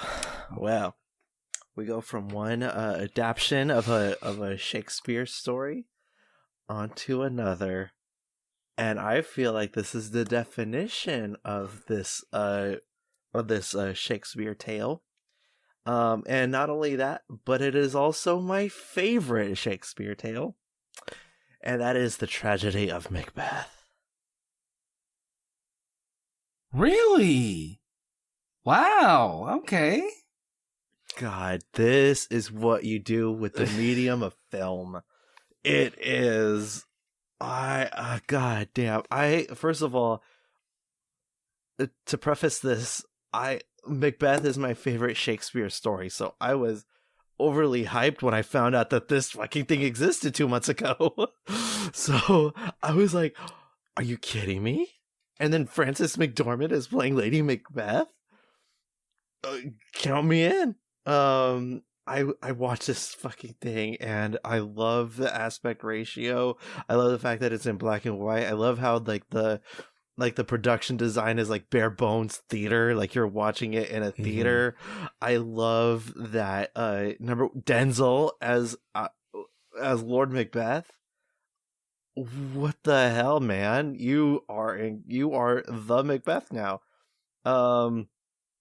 There are 2 versions of Shakespeare stories that I find there's 3 versions actually that I find like the definitive. The Kenneth Branagh film Hamlet. I feel like that's the definitive Hamlet. Shoot me, I don't care. Baz Luhrmann's Romeo plus Juliet, I feel is the definitive version of Romeo and Juliet. Definitive. And I feel like this is the definitive version of Macbeth because it's absolutely stunning. It's a stunning film. I was smiling from ear to ear, just enthralled by what this movie could do. Joel Cohen flew solo, and honestly, he could fly solo for the rest of his life because this, oh my god, it was so beautifully done. And the fact that like the witches it's like this trippy kind of psyche thing that was going on with Macbeth, I feel is another thing. I could talk about this movie forever, but the tragedy of Macbeth really, I'm like, this is what you do with movies. This is what movies are all about, this is what a good adaptation is all about. So I love the tragedy of Macbeth. It's absolutely fantastic. And yeah, chef's kiss. The tragedy of Macbeth is no one can understand what the fuck they were saying. If you get Shakespeare and if you're into Shakespeare, I can definitely see it there. I watched the film and I enjoyed it as much as I could, but I feel like sometimes with Shakespeare, or a lot of the times with Shakespeare, I just I can't really connect with the film all that much because like most of the time I'm just trying to figure out what the fuck they were saying, and if I can't get past that, I can't connect with it ultimately. Really, I love this. I love the dialogue. Well, I could barely understand what was happening in the movie. That's the thing. Yeah, but here's the thing. Like, I kind of love that speak. I love Shakespeare speak. It's I find that form of dialogue fascinating. Well, for me, it's hard to understand it, and if I can't understand it, it's pulling me to sleep. It's part of the reason why I was absolutely thrilled with like stuff like what Robert Eggers is doing, like The Witch, and how they spoke in that specific time frame. But you can understand it. I know, but like I like how it captures that kind of like speak. Had The Witch had taken place 100 years before, it would have been Shakespeare talk, Yeah. So I absolutely, and like the fact that it's pretty much beat for beat the same dialogue. It's the reason why I love Romeo plus Juliet so much, because they keep the same dialogue and it's like it's a faithful adaptation while being unique in itself, because like the thing is that this could have been like an epic, it could have been all that stuff, but no, this is very intimate. this movie is a very intimate movie, and I love the fact that it's really intimate in the way that it's presenting itself. It kind of makes the what Macbeth is feeling a lot more unnerving, and the paranoia that he's feeling, because you feel like the walls are closing in, and that's due part by the 4:3 ratio in the movie. And I have a feel I feel like this, in passing, more movies need to go 4:3 because like it's such an effective way of like telling your story, I feel. Well, Zack Snyder did it. No. Only real artists do it. Well, that's right. That came out last year, huh? Mm-hmm. Didn't want to see it. Didn't care. Moving on. Gotta switch up your top 3 now, don't you? Yeah. But yeah, the tragedy of Macbeth, I like. It's so, like. Are you okay, Peter? It looks like you're falling asleep.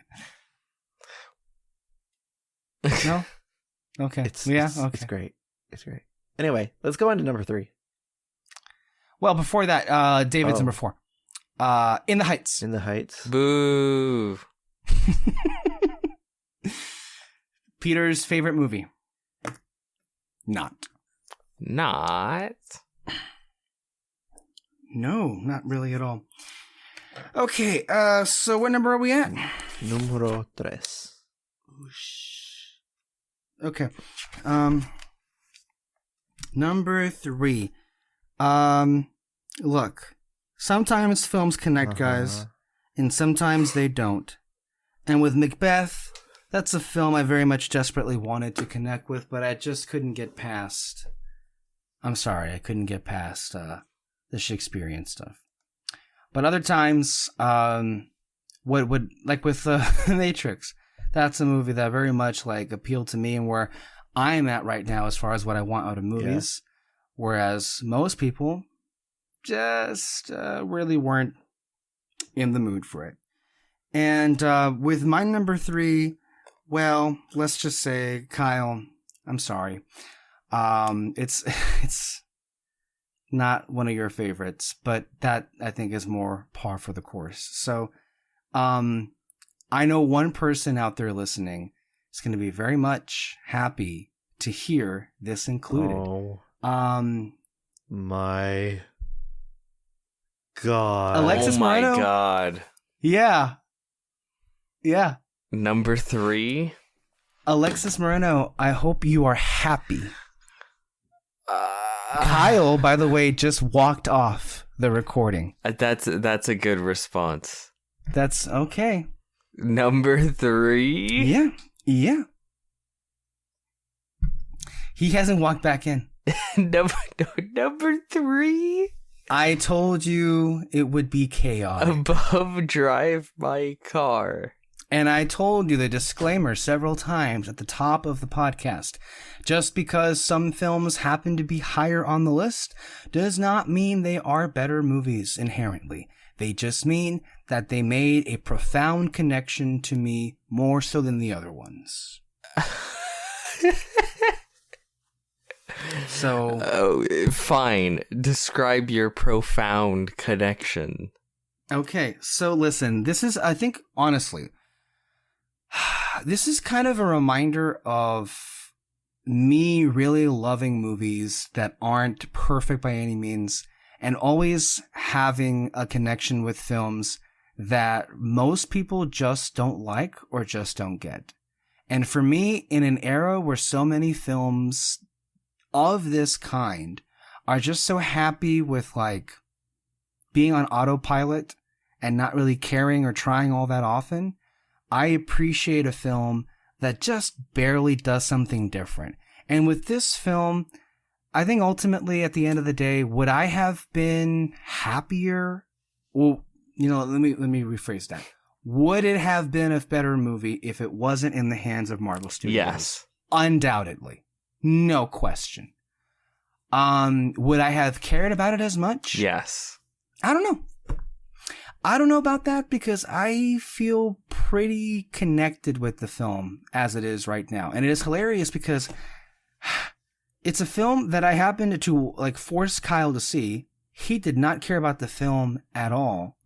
And then I went back to see several times after the fact.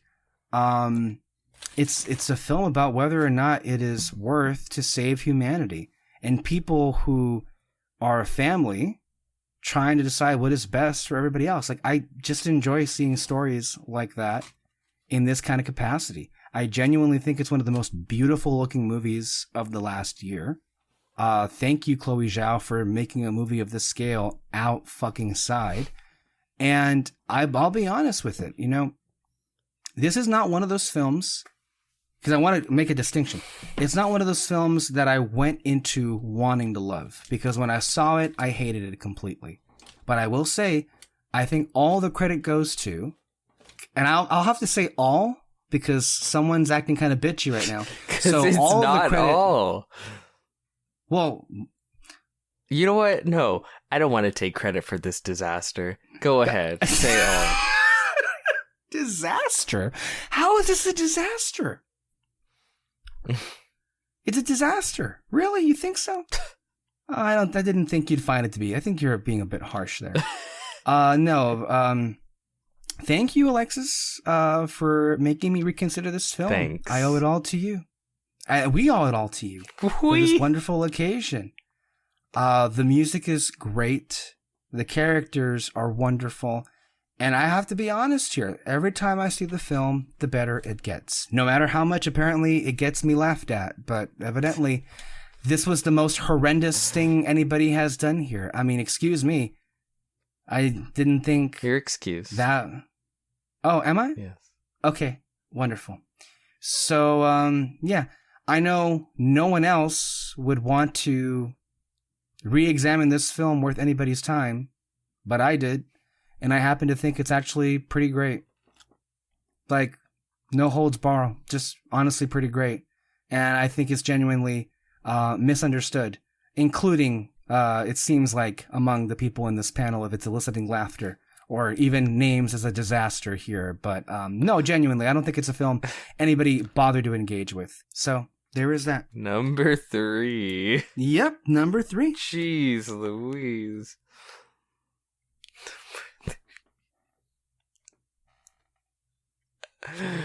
Gonna make me go Joker mode. No, but seriously, no, I was surprised myself. Like, really? Is it going to be that high for me? I mean, it's one thing to be in my top 10, and it's one thing to put it higher than Dune and the Suicide Squad. I know that was pretty kind of like bold of me to do. Bold move. But I just got to be honest, at the end of the day, move.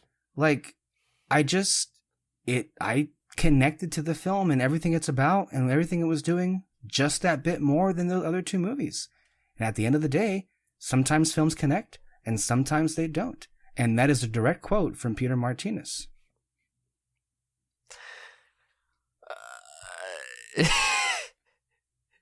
It's number 3. Yep. Okay. Oh man. I mean, this is quite a selection. I'm impressed isn't a good word. So, my number 3 is a movie I actually don't know if you guys have heard about. It's called The Hand of God. Hand of God. The Hand of God. In 1980s Naples, a young Fabietto pursues his love for football as family tragedy strikes, shaping his uncertain but promising future as a filmmaker. So, this is obviously a coming-of-age story about a young boy in Italy. Similar to another film, if you don't know, that had come out this year. This was one of those where it's like, I think I read a description, I just put it on the list of movies to watch. I was like, Okay. you know, we'll see what we see. I have no real expectations for this film. And I saw it, and it was very...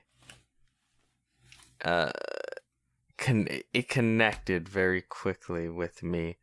From just seeing the simple life of this young boy, on the verge of manhood in the beautiful 1980s Italy.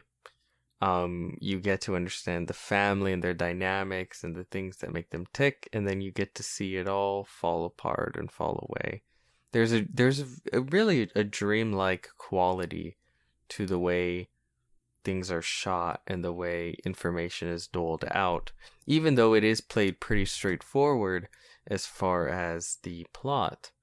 But it adds just this extra sense of direction that's wholly unique in what you get out of a lot of films these days. So yeah, it's my number 3, The Hand of God. Interesting. It's interesting, yeah. Interesting. Yeah, I've never heard about it, so. It's on Netflix. There's a lot of good shit on Netflix. Ooh, this ain't the week to say that. Okay. Dare I ask why? Netflix is... We can get into another podcast. Let's go with your number 3, Kyle. Let's turn the pages a bit back a little, and let's look at 2012 when I watched the movie called Django Unchained, and I'm like, wow, more movies need to be like this. There needs to be more movies with this kind of feel, with this kind of energy, with this kind of vibe. Oh, I think I know what this is, yeah. And good God, man, like the title says, the harder they fall. I knew it. This was a pleasant surprise. I heard great things about this. I heard you guys talking good things about it as well, specifically you, Peter. So I was like, okay, harder they fall. And I just got done with like my morning phase from completing Red Dead Redemption 2. So it's a good cushion to fall on, after I completed Red Dead 2. God, this is like, if you were to point out like modern Western, like this is the modern Western that I'm looking for, and not only that, like a majority of the cast is, if not the whole cast, is black, and the fact that, that it's singing a story, it's telling a story of like, and a lot of people tend to not notice this about history, but a lot of the outlaws were,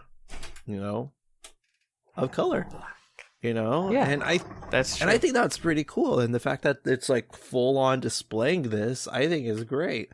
The cast is great. Jonathan Majors, holy shit. He's a leading man. He's creeping up to be one of my favorite actors in the industry right now. I think he's great. The chemistry, the antagonistic chemistry that he has with Idris Elba, I think is great. Also, what a year to be an Idris Elba fan. Yeah, Regina King, fantastic. And honestly, like, I've been looking for a movie of this caliber for quite some time, and lo and behold, I got it. So the harder they fall, I was completely blown away. The soundtrack, are you fucking kidding me? That is a great soundtrack. Like, I felt the moves and grooves of it all. Zazie Beetz, I didn't know that you could sing. Where was this? Yeah, Zazie Beetz, she's amazing. Like, everybody was absolutely on the top of their game. The cinematography, I feel, is great. The way that it felt like I was watching a Sergio Leone film, but like with a modern twist, and it made it feel, I felt good. I felt really good watching this movie because I was just like, fuck yeah, this is a good movie, and all that stuff. And yeah, this one surprised me a lot of how much I really liked it, because I had a feeling that I'd like it, but then, like, I didn't expect coming out loving it, and I came out loving it. And for good reason. It's a really quality, well-made film, I feel. So, yeah.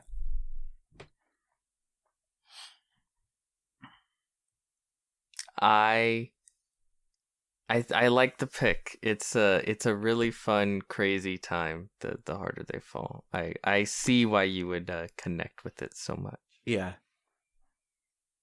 Yeah. How kind words of you to say, Peter. Yes, thank you. Yeah. It's a shame we all can't be afforded those niceties. Number 3, David put Spencer. Oh wow, That's really that's connected with Spencer. really high up there. Mm-hmm. Yeah. Number 2, I have, it's always pretty high at this point when it comes to my favorite director, Steven Spielberg. So West Side Story is number 2. Okay, no. Go ahead. Oh, did I commit another cardinal sin? What happened? No. Is that 2 in a row? It's many in a row, but go ahead. Many? Okay, great. Is this a shocking top 5? I would hope not. This is a film I saw in theaters 4 times, and it is a film that continues to get more infectious every single time I see it. I think to me the best directed movie of the year, honestly. The choreography is legendary at this point. For this film, just blew every other musical ever made it just out of the water as far as choreography is concerned, especially also how it's shot. Maybe the best shot musical ever. Wow, like Steven Spielberg for a long time has been the king of movies for doing every genre, and he waited until he was 75 years old to make his first musical. God damn. Like one of the maybe only examples where a remake, quote unquote, is as good, if not better, than the original. It's incredible. The songs are sung better. The actors are far better, I'm sorry, than the original one was. Just everything about it. I love this movie. Just completely inside and out. And, yeah. It's like, to me, it's just like also one of those examples as to why I love films and why I love musicals, and, saddened that more people didn't, have any interest in this. You know, Rachel Zegler revelation, again, it's another example of like how Spielberg still late in his career is able to find newfound talents like nobody else. Found and discovered Rachel Zegler and cast her in the lead of West Side Story. By the way, he didn't win 10 Hollywood Academy moment. Right. Didn't win 10 Academy Awards like the first one did, but it did win one with Ariana DeBose for the exact same role that Rita Moreno, who by the way is also in this film and crushes at 90 years old. It's incredible. David Alvarez and Mike Feist as Riff. Jesus, like these wonderful performances all throughout. Corey Stoll in a smaller role. Like every actor here does an incredible job. And honestly, it's just like Kyle said it better, like old school film, like you couldn't honestly imagine. Then also with Spielberg, what's really special about this, and why he wanted to make this movie. This is a film whose music he was introduced to, I think, when he was just 10 years old. I think his parents bought the vinyl of the 1957 Broadway musical. And he has lived with this film, this music since before the film adaptation was even came out. And if you saw at the end of the credits, the tribute was for Dad. He just recently lost his father a few years back. And it's kind of interesting, like now that his career has kind of come all full circle with that West Side Story.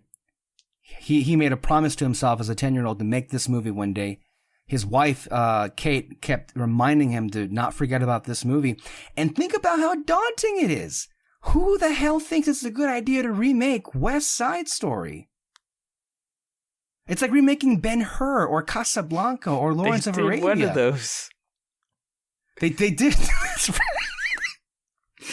Yeah, let's not talk about that one. But it's like, it's on that scale. And for it to have come out as like wonderful and beautiful as it did, like, I'm sorry, I don't know how you could ask for. I mean, sure, there's some of the story of that's obviously very Romeo and Juliet that a lot of people have issues with, and that's definitely understandable. But with that being said, I just love it. I really do. And It's a the great fact movie. that Spielberg came in, not expecting to reinvent the wheel, kind of did in his own unique way, I feel.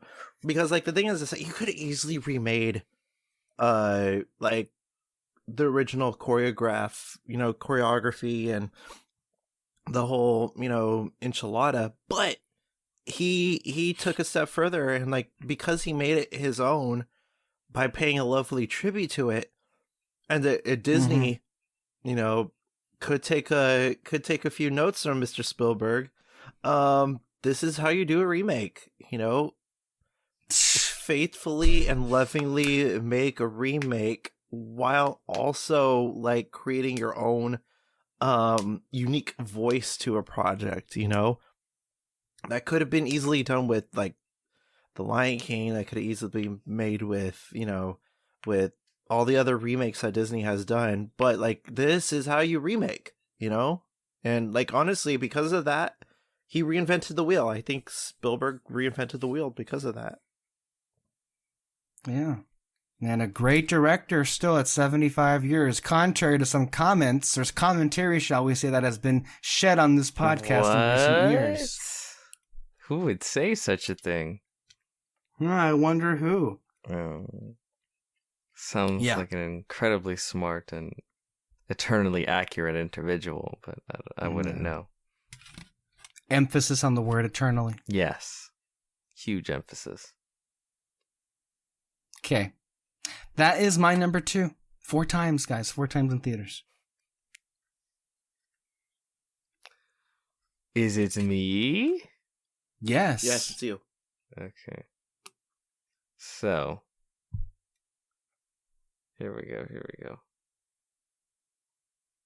I gotta build up the suspense. My number 2 film of the year 2021, and the year of our Lord Jesus Christ, who has recently risen from the dead. Amen. Amen. My number 2 film is Dune. Okay. Number 2. You know what? Fuck you. Why? Wait, no. Fuck off, man. Why? Fuck off with that. No, I don't buy it. I call bullshit. Wait, don't you wait.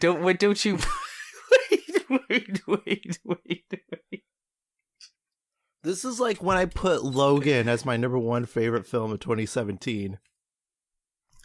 It's bullshit, right? Like, that's exactly what was going through my mind when that happened. That's like, really? You're gonna put The Last Jedi not at number 1? Which is exactly what happened. Like, I'm sorry. I don't buy it. Please. Come What is on. with this anger? That is an outrage, if anything there was in this entire show. Come on. This movie was made for you, and you have the audacity not to have it as your favorite of the year? Wow. I'm being cancel cultured here for the audacity of having an opinion. My gosh. Hey, wasn't I just canceled 5 minutes ago for Eternals? But wait a minute, it was because it was Eternals, right? That was a different situation. I did not cancel you. I just laughed. Okay, there's a huge difference. I'm outraged. Okay. I can't. As am I. This is a stupid placement. I think this is manufactured cancel culture outrage by the woke media. But what can I do? I live in communist America. You can go to Ben Shapiro's YouTube channel. Oh, yeah, and I can complain directly. There. Maybe I'll get an interview. Maybe you can star in Gina Carano's next movie. Oh, that would be great. Peter, yeah. What kind of spice are you huffing?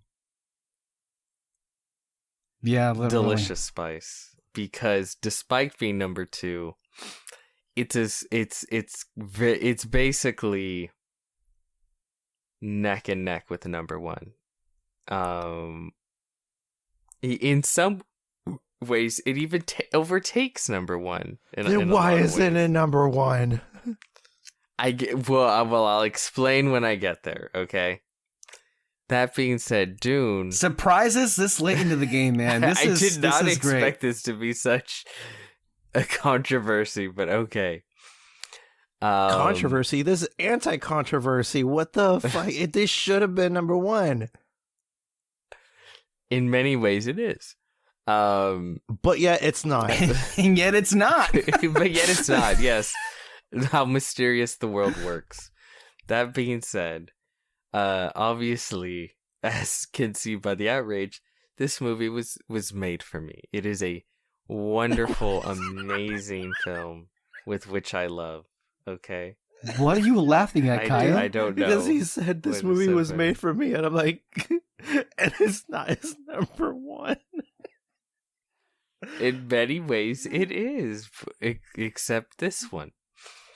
The point being, you were not even 10 minutes ago were yelling at me saying that it was disgustingly low on my list. There is nothing more disgusting than what you just did right now. I can't even talk about the movie. Well, now you know how Kyle felt when it came to Suicide Squad. Jesus Christ. It's risen.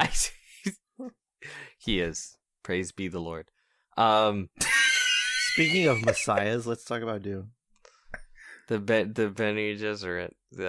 This movie is incredible. I love it. It's not enough. It is the blockbuster of the year. It is everything. It deserved all 20 Oscars that it got, and it deserved 20 more. It's a story that I read a long time ago and fell in love with. Now it's clearly only half the story. It kind of doesn't even have a third act. It feels like a 5-hour movie that was just cut off in the middle. But that's okay, because for all 3 hours, it's great. Like you have said before, I think it was Alexis. It's the kind of filmmaking that makes you feel transported to another world and another time. The costumes are incredible. I think it should have won for costumes, actually, for the Academy Awards. All the actors, it's top notch all around. It's big filmmaking like you've never seen before, and it just speaks to me so closely. But not close enough.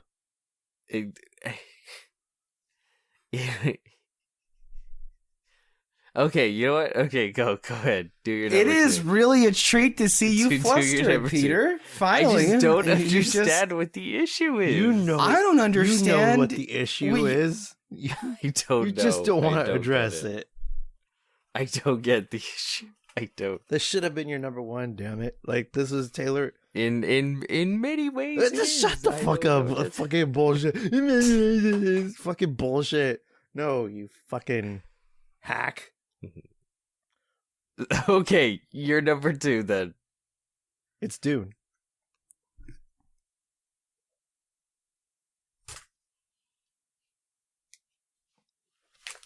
Wait, was that real? Yeah, my number two is Dune, Okay. actually.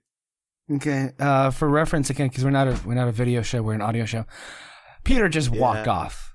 So that now Peter and Kyle walked off when I said Eternals is my number 3. Why? I don't know. Guess he hates that movie. And then Peter just walked off. The reason why I walked off is Kyle. Just the. I know, because you were not hungry. Just that, but like the fact that it's so high, like your top 10, I'd accept. Your top 9, maybe. In your top 3. The top 3. Okay. Well, you don't have to accept. I know. I do. But it's so. I embraced it lovingly, and it took my heart in more ways than one, and I have no one else to thank but Alexis Moreno, who, by the way, that makes 2 people in our group that put Eternals in their top 3. Just saying. And they both are named Alexis. Isn't that creepy?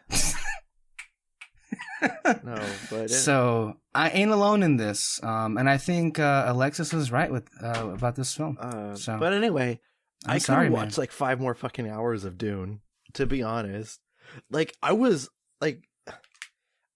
enjoying Dune so much that I was pissed off that it just cut off like that. Peter, why did you walk off? What happened there? Are you angry now too?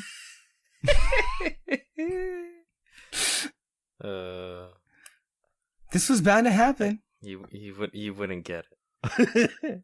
This is your fourth Joker moment in the. This is my fourth Joker moment. In the span of 3.5 hours. Christ, let's wrap this up. Okay, so Dune. Like, honestly, I could have sat through 5-6 hours more of this movie because, like, the world that Denis Villeneuve puts together in this world. I have not yet read the book, but because I'm kind of intimidated by reading the book. But if this is my introduction to Dune, then so be it. Also to finish off my review, to quote Beetlejuice, sandworms. You hate them, right? I hate them too. Yeah, Dune. Dude, Hans Zimmer, fantastic. The whole cast is great. I wish that we would get part 2 sooner.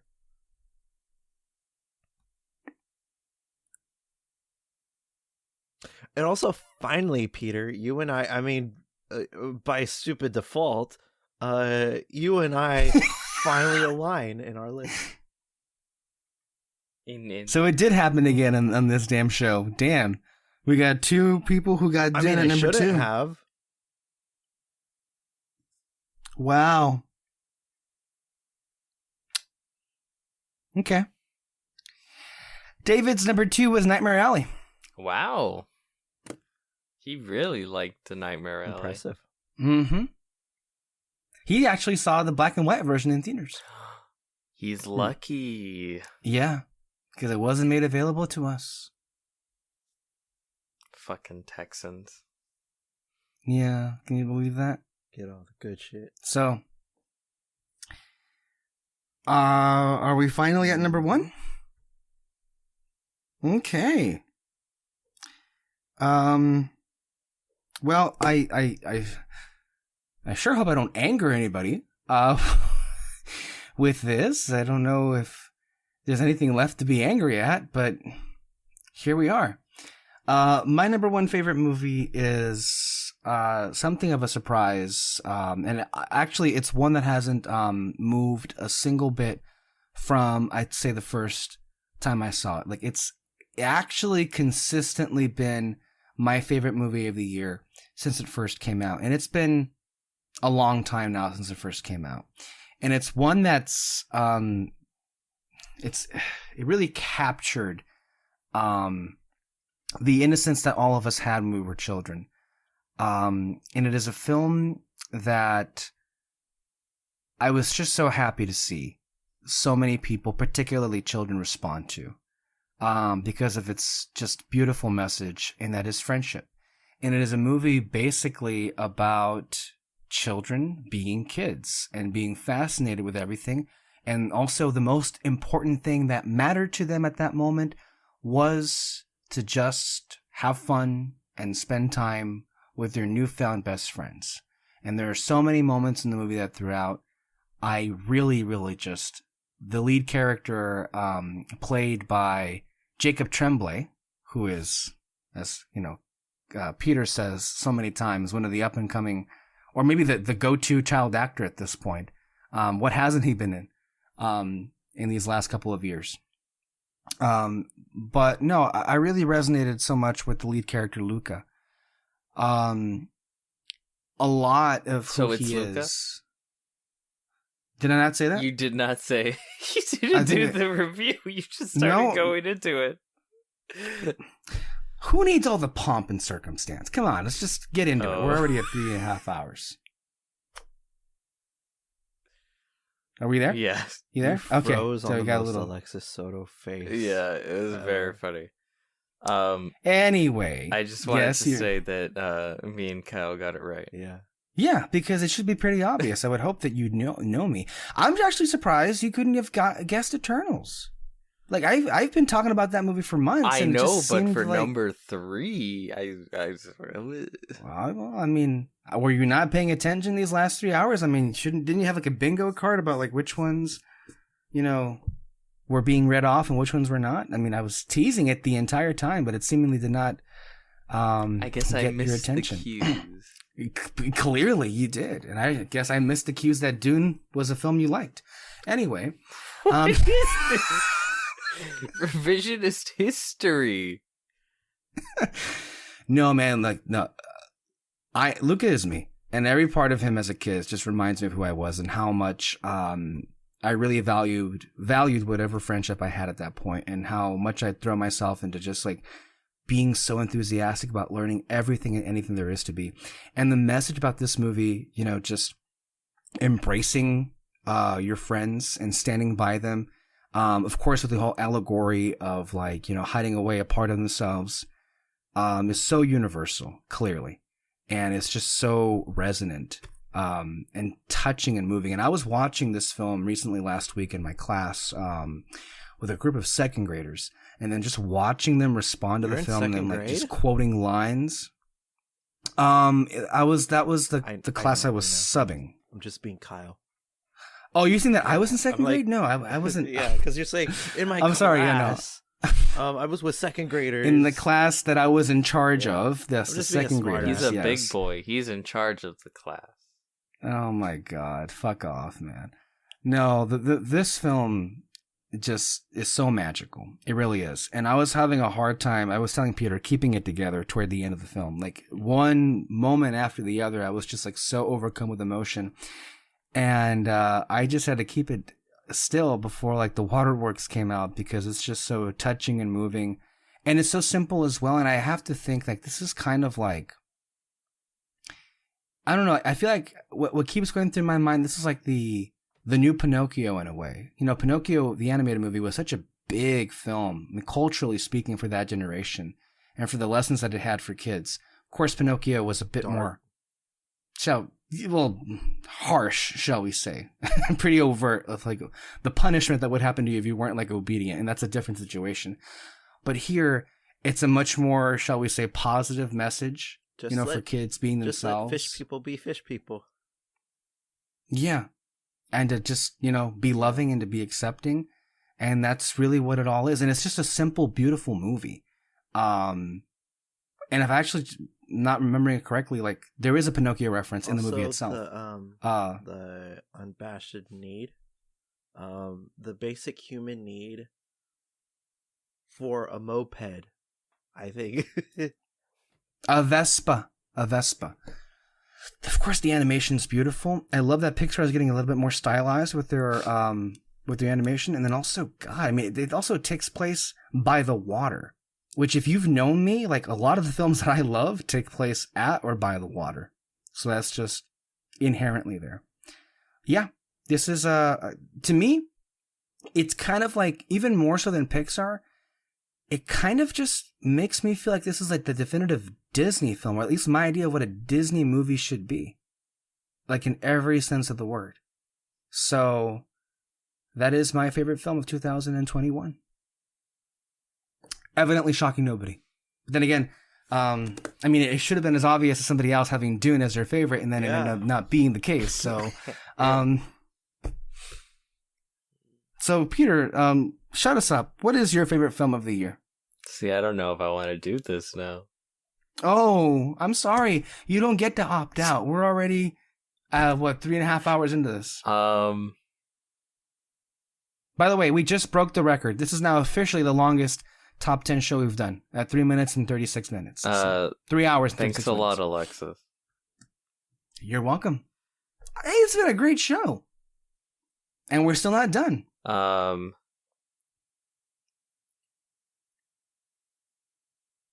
Okay.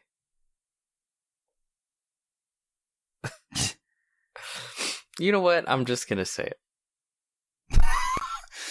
and then I'll explain why.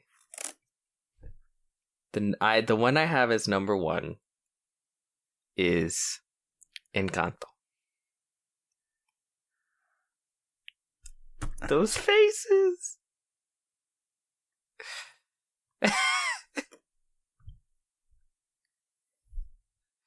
Oh, the stunned silence. Oh, I can taste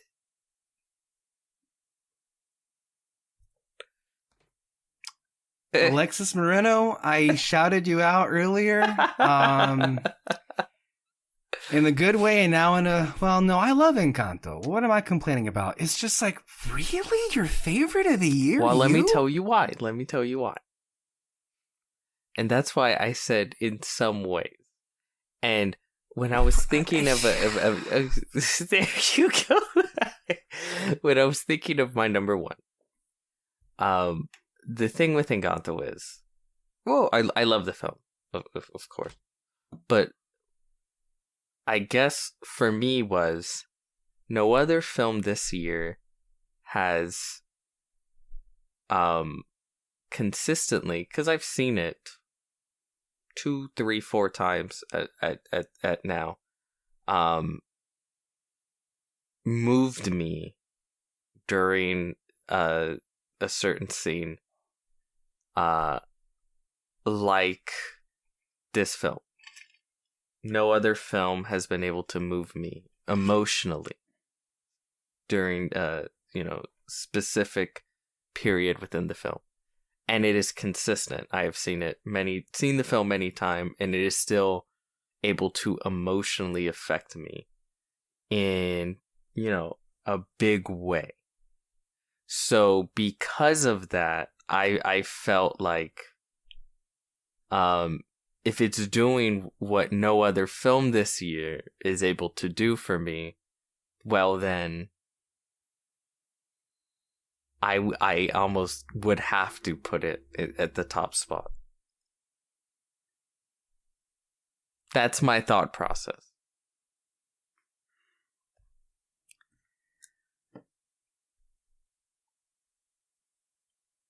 I genuinely would pay to see Alexis's face when she hears this for the first time, because I think there are a lot of reasons she's gonna love this last 30 minutes or these last 30 minutes. I mean, it is what it is. I don't know what to tell you. Wow. I genuinely love Encanto, but this is just me. Clearly it's not in my top 10, and I think there were 10 other movies that moved me more emotionally than Encanto did. But that's just me. In this situation, this is surprising. I don't think I've ever seen you have a Disney animated film be your number 1 movie. I haven't. Yeah. Wow. That's so my number 1 was Luca and yours was Encanto. Yeah. Both of which are from Disney. Mm-hmm. That's interesting. Kyle, you'll have the last word here, but David's number 1 film was, wow, The Mitchells versus the Machines. It's an animation. Year. Yeah.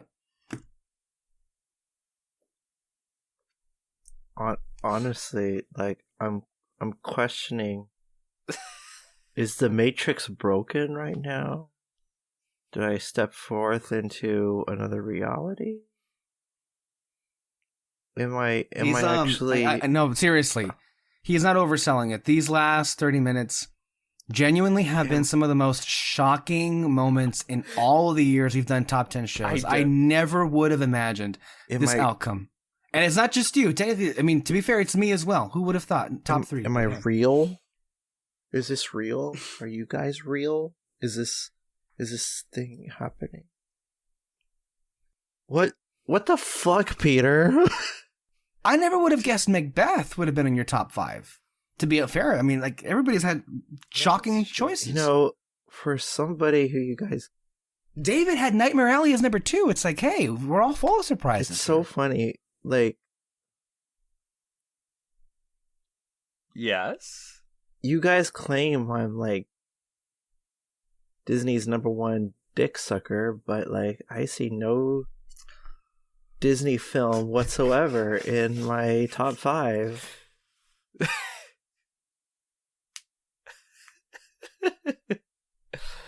I mean, if you were to talk averages, then you'd have to look at all the past years. Okay. An anomaly this year does not make up for the average in most Like years. I only have like 2 out of the 21. But what Peter is saying, let's look at the past lists from 2016 to 2020 Like, and oh, see no, how the ratio changes. Listen, kid, you gotta put the past behind you. Yeah, that's what I thought. All right, it's If you shit the bed 10 times in a row, and then the one night you don't shit the bed, I shit the bed, you cannot turn around and then make fun of me for shitting the bed. fuck you. You put Dune at number 2. Anyway, so did you! So yeah, but here's the thing, like that was your honestly, movie, you know. And it still is. And as far as I'm concerned, I put the first half of Dune at number 2. Then what? The first half of Dune. It's a no. It's a movie. It's called a Dune whole Part film. 1. Yes, it's Dune According Part 1. to the official source, as in excuse me, my glasses are not on. no. parts It is make its a whole. own film. Right It here, is guys. its own I'm looking movie. right here on Letterboxd, and it says Dune, not Dune Part 1. But if you've actually seen the film, like you claim to, it says Dune. But it's not Part half 1. a movie. It's a whole film. Just It's because it's half called a Part 1 story. doesn't. Sure, but it's its own movie. Parts it's do its not own mean a full-length whole. film. Sweet Jesus, give me strength. All right. What's your number 1? Surprise, surprise. Say it already. It's No Time to Die as my number 1. Hmm. Surprise, surprise. You see, this movie, I claim, is absolutely made for me. It is absolutely made for me. And I felt like it was a long time coming, for sure. But it absolutely delivered. You know, I guess I'm just not as predictable as you.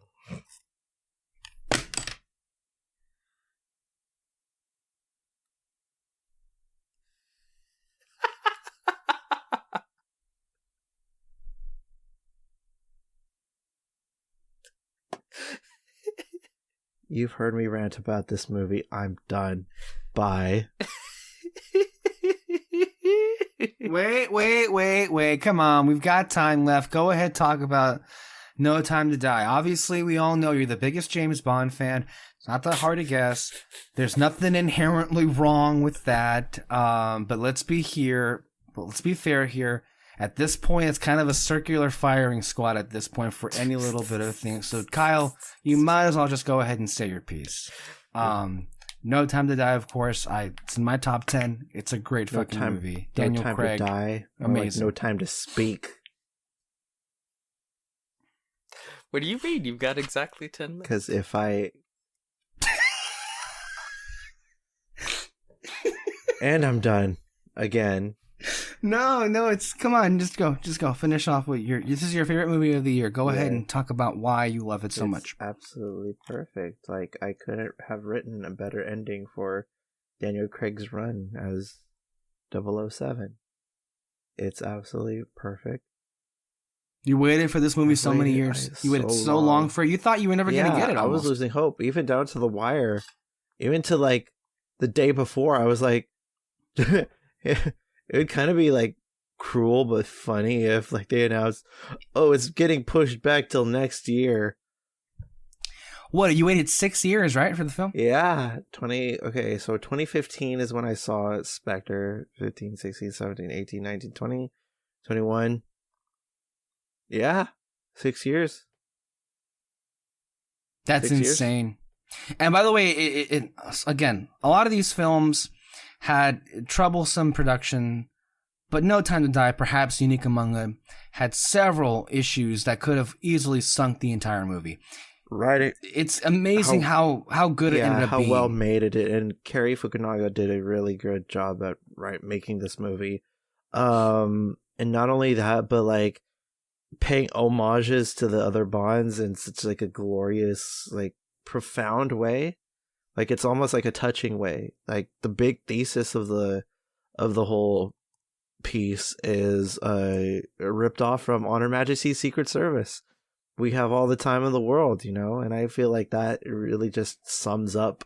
Like honestly, like I love Billie Eilish's song, but you could easily re-put "We Have All the Time in the World" as the title song, and it's still Hans Zimmer used the motif in his and you'd score. still have the same effect, you know, throughout the whole entire movie, and it absolutely puts it really well. Hans Zimmer did a fantastic job. Hans Zimmer and James Bond, like, are you kidding me? It's like like I said, this movie is made for me, you know. It's destined to be my top one, you know, my number one movie. I don't know why it's so freaking complicated for something that's made for you to be on your number one, but oh well. No, very, very obvious. You know what? You know, I know where you live, Peter. Oh my god, I would just once love to do a top 10 show where nobody's feelings get hurt. I know where you fucking live. Oh my god. You heard it here. That was a threat. So, anyway, fantastic. Oh, spoilers for the movie in case anybody hasn't seen it. Skip about like 10 seconds after I say, now, this movie had the balls to kill James Bond. Okay, spoilers done. This movie had a lot of balls. I gotta say that this movie had a lot of balls, and what they do with it. The more balls, the better, right? You know, and I'm surprised after his. I'm surprised that after his little stunt in Casino Royale, he has any balls. But okay. So yeah, No Time to Die. Beautiful, beautiful, beautiful movie. Great send up to probably my favorite. My favorite era of the James Bond franchise. So yeah, No Time to Die. I loved it. It's great. It's really great. Wow. And that's it. That was the year in movies for 2021. You know, I gotta be honest with you. It seemed pretty like cordial all the way, but then we hit the top 3 and things just really went off the rails, didn't it? That was hell of a surprise. Not my fault. I was very cordial. Shut up. I don't know. Let's see. So for a recap, David's top 10 was Time Warp. Number 10 was Time Warp. Number 9, Malignant. Number 8, Bo Burnham Inside. Number 7, West Side Story. Number 6, The Suicide Squad. Number 5, Dune. Number 4, In the Heights. Number 3, Spencer. Number 2, Nightmare Alley. And number 1, The Mitchells versus the Machines. Alexis Moreno did not express any order, but her favorites were Dune, Luca, The Suicide Squad, Mitchells versus the Machines, Spencer, Nightmare Alley, The Last Duel, In the Heights, being the Ricardos, with their top 2 being Eternals and Encanto. Let's see here.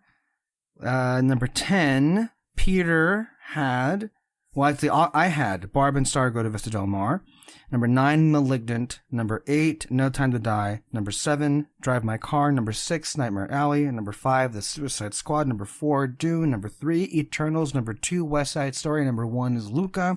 Peter, number 10 was The Last Duel. Number 9, Malignant. 8, Inside, Bo Burnham.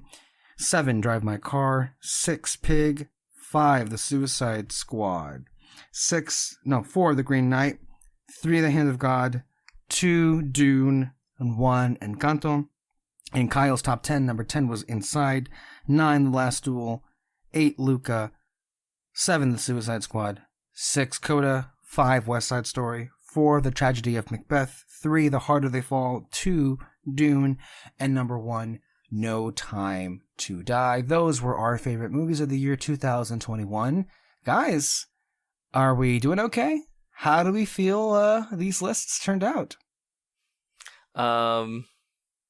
Fantastic.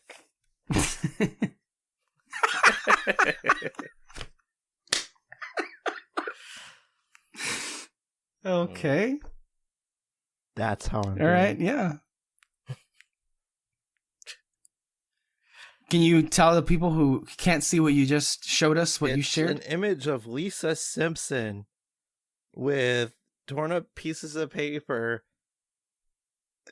in a psychopathic fetal position, and she looks like she hasn't slept in like 10 days.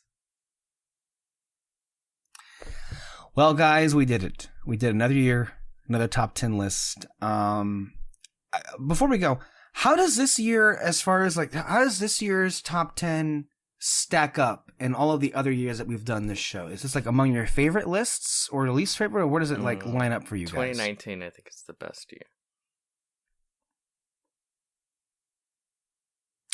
I'm going to say it's between 19 and this year, 21. That are my two favorites. Because I genuinely adore all the films that I like that I put in my top 10, like completely. But then again, so was the case for 2019. Anything else to add, Kyle? I don't know. I feel like this year was a bit predictable. Thank you all for listening. Thank you to our cast and crew here at Red Spotlight. We've got more commentary on movies in the year to come. Check back here next week with more Moon Knight recaps, as well as a review of The North. And then Kyle and Peter are like flipping each other off. Okay, that's wonderful. Anyway, we love movies. Stay tuned here under our spotlight for everything that happens in the world of movies and more. We've got more stuff coming at you. Thank you, Kyle. Thank you, Peter. Thank you all for listening, and we will see you next time. Bye-bye.